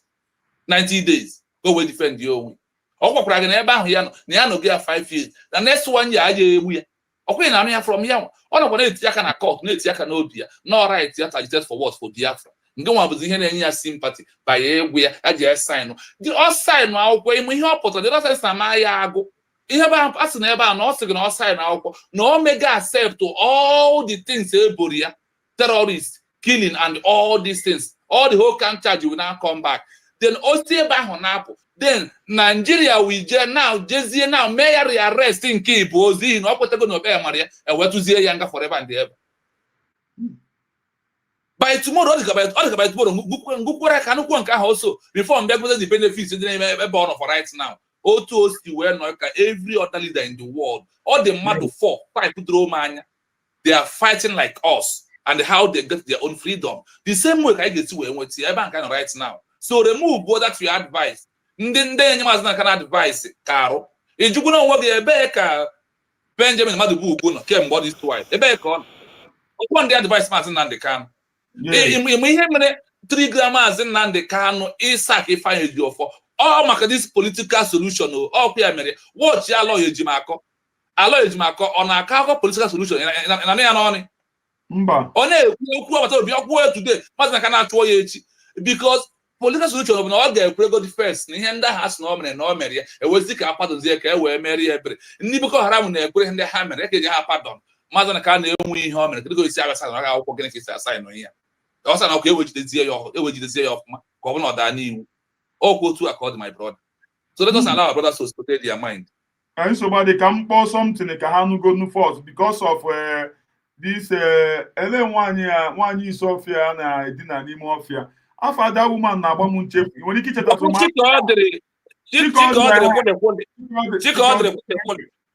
thank you geenụ ntị. We are not going to follow people that will take us to Buhari once again. We are not going to follow people working for Korocha. I have seen something within the Biafra movement here on the ground that leads me to believe that it is not Awasa that is holding us. We are holding ourselves. I don't know where they got this type of behavior from. Nobody concedes to the power of superior reasoning anymore. A few shambolic people just gather together, bring 1 or 2 of their friends together and say, oh, we are forming a Biafra group. How do you intend to get Biafra? They don't have a clue. They don't have any reasoning nor understanding. They don't understand what is this whole thing entails. Everybody is a freedom fighter. Monday I go to Pranimo freedom fighter. Only I go good. Freedom fighting. Is that how it's done? Prometheus, cow number 1, Mazi. Asatina no here. Yeah. Asatina no here. Asabiriko. Asane. Yeah, good evening. Asamu aka no bi say when you me sikamu ka you megi you get me man oro me juice. Dalo Mazi. Ndewo. Dalo birikwa kwebisi birikwa. You get one good evening from here. Will Biafra TV, Ken Kenny was recall Mechie. I was calling to submit mine. Anyway, sorry. You can submit it here. I'm still listening. Sorry. Yeah, I'm that not was about why the text. that was why Mjibiana and K Humble Lion. Kwazie gave us. Okay. Anyways, yeah, that was a very good one. Very, very good one. It's the lecture today concerning the issue at hand. Oh, a very, very, very good one. But Emma, the thing, I can understand how our people feel about this. This is somebody there's so much love, so much massive love. Almost every Biafran love Mazi Nnamdi Kanu, and they don't like what's. Just like I heard you when you said Mazi Chino, na give myself, na you wish, na ga put there, can replace Yegi. Wepụta ya ka that is amamiọta ka eji gị replace ya na ya nwere a lot to do to liberate us than you. I don't know if you get me. You said something like that. Akweyọta. Hello? Yeah, so what I can understand from the people na-ekwu here abụrụ to spoil what we are doing here woke uche ha ka ha kwuru. Now that you have gone this far to explain it to our people, now Kahaga matter the implication of what they are thinking, not the best for Mazi Nnamdi Kanu and for us, because the thoughts, it has been declared and it has been declared. We have gotten it, we have gotten it.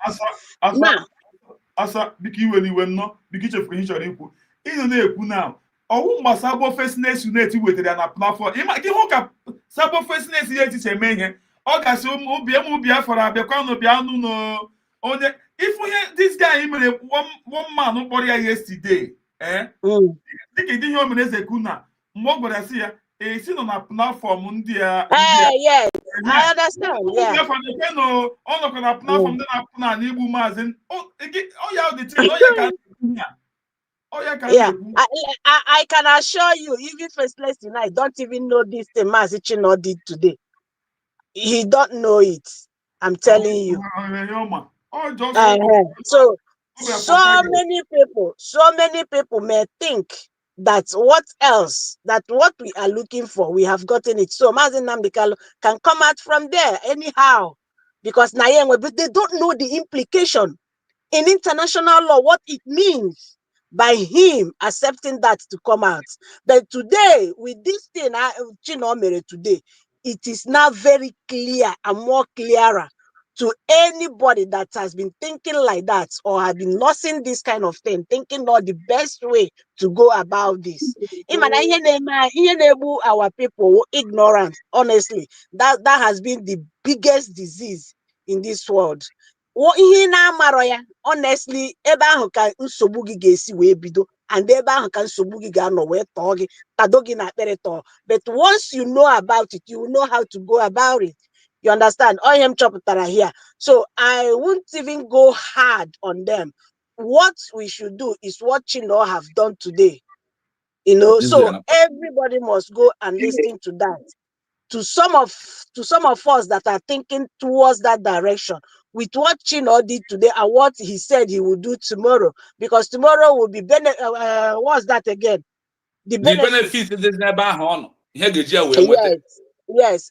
And think about that. Mazi Nnamdi Kanu knows about this thing. That was why you can think. Anna Aguaya 6 days. You see, no, 90 days or to come out today and tomorrow. He wants to get this thing done properly. That is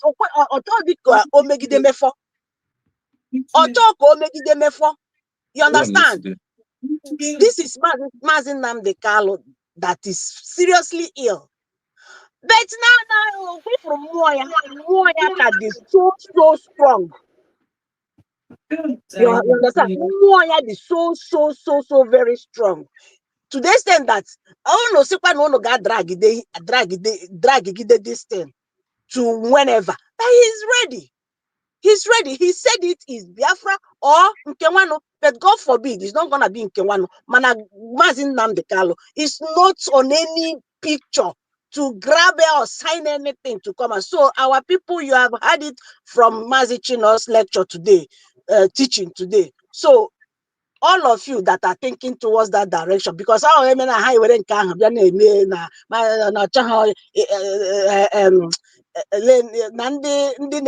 don't want to pass that information. They want him to die. This, that they should advise him, advise the lawyers here now advise. But this is the thing: people are ignorant of the facts.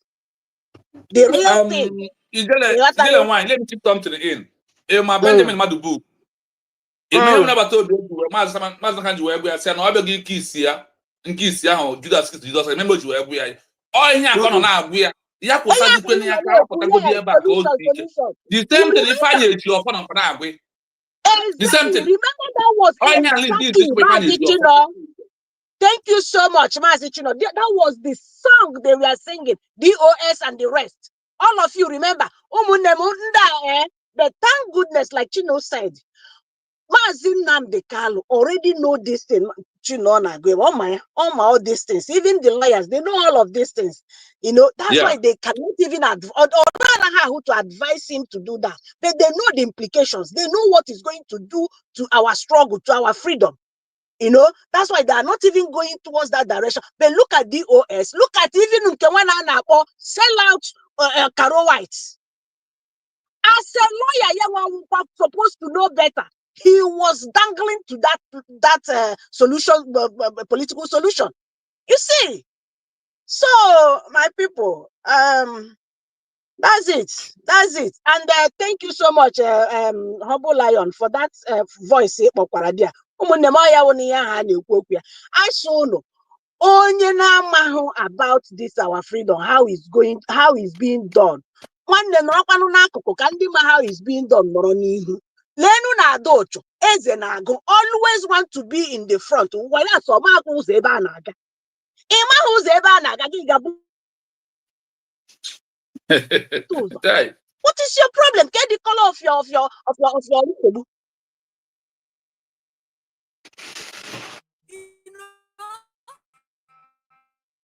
Igbo.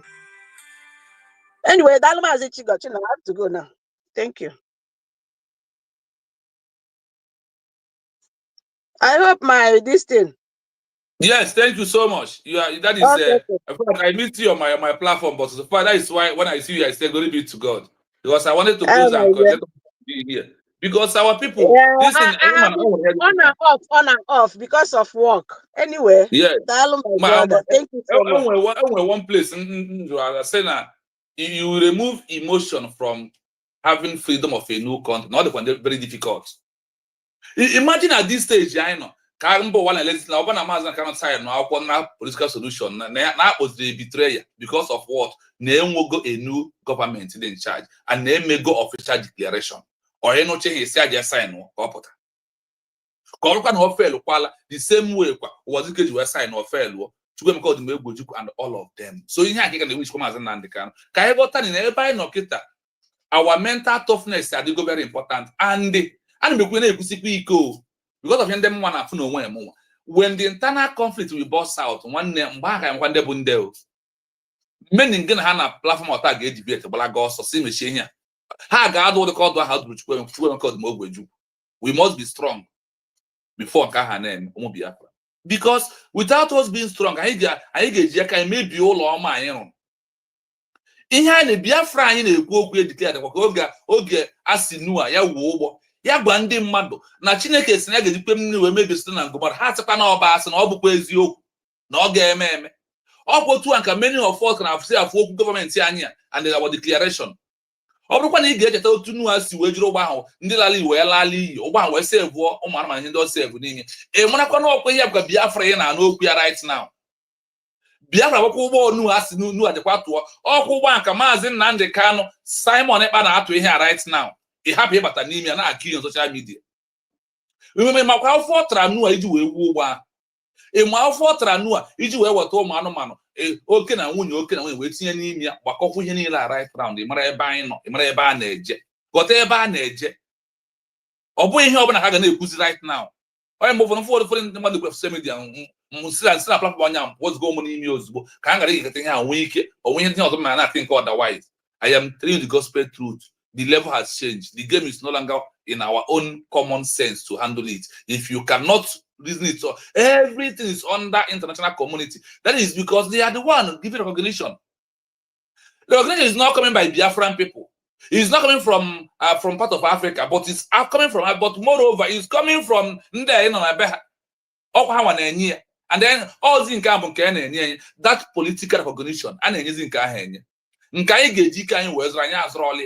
the maintain whether they come to give us or they did not come. We will fight and continue holding it until they have because how get me or the official, how get me or the legit. So do not be deceived, don't be carried away with emotion. Drop all emotion by the side. Let us face reality. Drop warrior, because the reality is what really at this time that we are into. What is those reality? Oh, we are behind that and a book we are right now. We must stand strong. We must stand strong. Those that believe in their declaration. Happen then I call rain or happen check order quality, not at France. No one able to no one home on our cock. So give one the government. Do not panic. Be strong on your own. Do not be deceived. Remove the emotion in your mind and stand strong. He will weak what here nacho. Akwụkwọ na-ara ahụ na mmụta.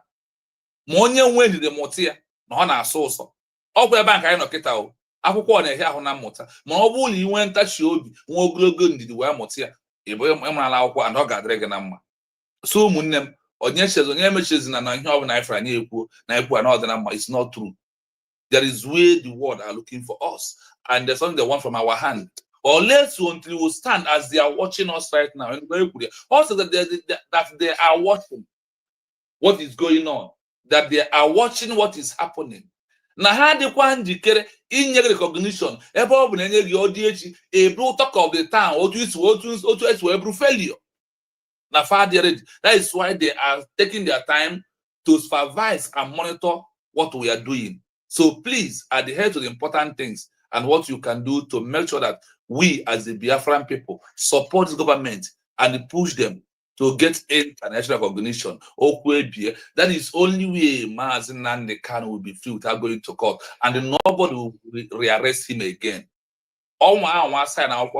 Nigeria will rearrest him, and I never wish him that, and for me, I don't want that to happen to you. That is why I'm telling you all this is for you to know. By tomorrow, we are handling the benefits. Then when you look at the value of him being there and for us to get what we want, then you may decide by yourself. Misinformation is just a small thing. You also, misinformation need to mislead. When you misinform people, you mislead them. Run away from all those stuff because they are not helping. Under all these things we have read today, as saying anything from Nigeria hand, no betray go, no gay betrayer, or he can go right now. Now for Nila. So him that she may go again. Akwụkwọ na so ma ọ na-ehi ahụ na mmụta mana onye nwenide motia na ọ na-atọ ụtọ ọkwa ebe nka nnọkịta. That is where we are. So Maazị Humble Lion, thank you so much. We will continue from where we stop by tomorrow. Thank you so much, Onyezio. I greet you. Thank you. Thank you, Maazị. Maazị, thank you. Thank you so much. Thank you so much. Biko onye nwe ihe nwere ikwu yo mepe mic ya kwuo okwu.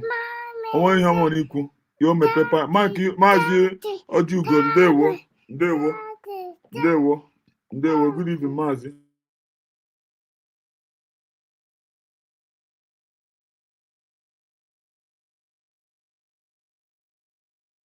Onye nwe ihe nwere ikwu abedifu na anụ m. Maazị Ojugo.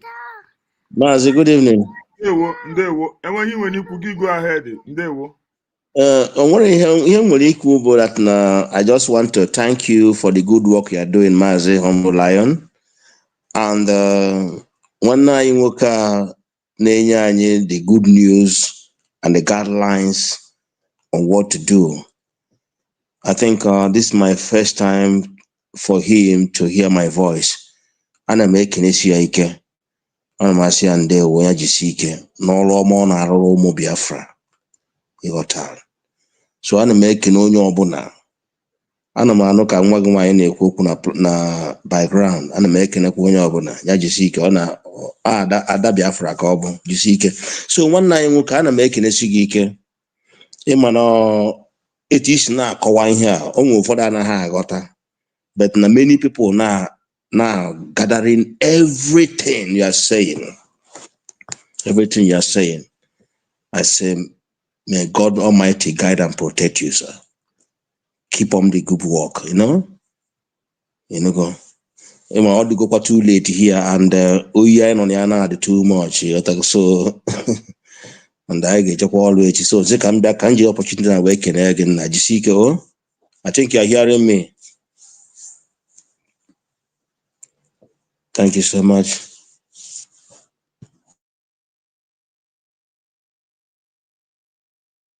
Thank you, Mazi. Thank you so much. Thank you so much. Ụmụnne m ka anyị kpọnụ na ya good night ụtụtụ ka anyị bido n'ụtụtụ. Ndewonu. Thank you so much. I love everybody. God bless you all. Ị na-arụ ọrụ dị egwu. Nna jisi Maazị Humble Lion. Onye nwe ga-agba gị ume. Enugo nna, onye nwe ga-agba gị ume. Onweghị ihe ọbụla ndị iro chere ga-apụta ife. Nwekwana nkọcha ọbụla akọchara gị ma onye n'ime mistake mmadụ mee ka o wee bere nga ga-adị ire. Nghọtago? Onye ọbụla na-ekwu eziokwu, ịnwakwa na ọnwa na-abịakwara onye ahụ. Akwa ị nwere idea. So nke bịakwa etu ada na ị ga-eme ọgwa onye nekwa anya nyekwa anya asị man igwe efuo move forward. Ọ bụrụ nke ị ga-atakụrụ ozugbo move forward. Nghọtago? That makes a man. Ọ ka mụnwa si eme nna n'anya osi mpịakwa gị adịwe nchọkwa ịpịakwa gị ya ma move forward. Nghọta? Na jisi ike onye nwa ga-agba gị ume. God will in abundantly. You too. Thank you. Yeah. All right. Good night. Good. All got it tomorrow. Okay. I love you all, dear friends. Thank you. Bye.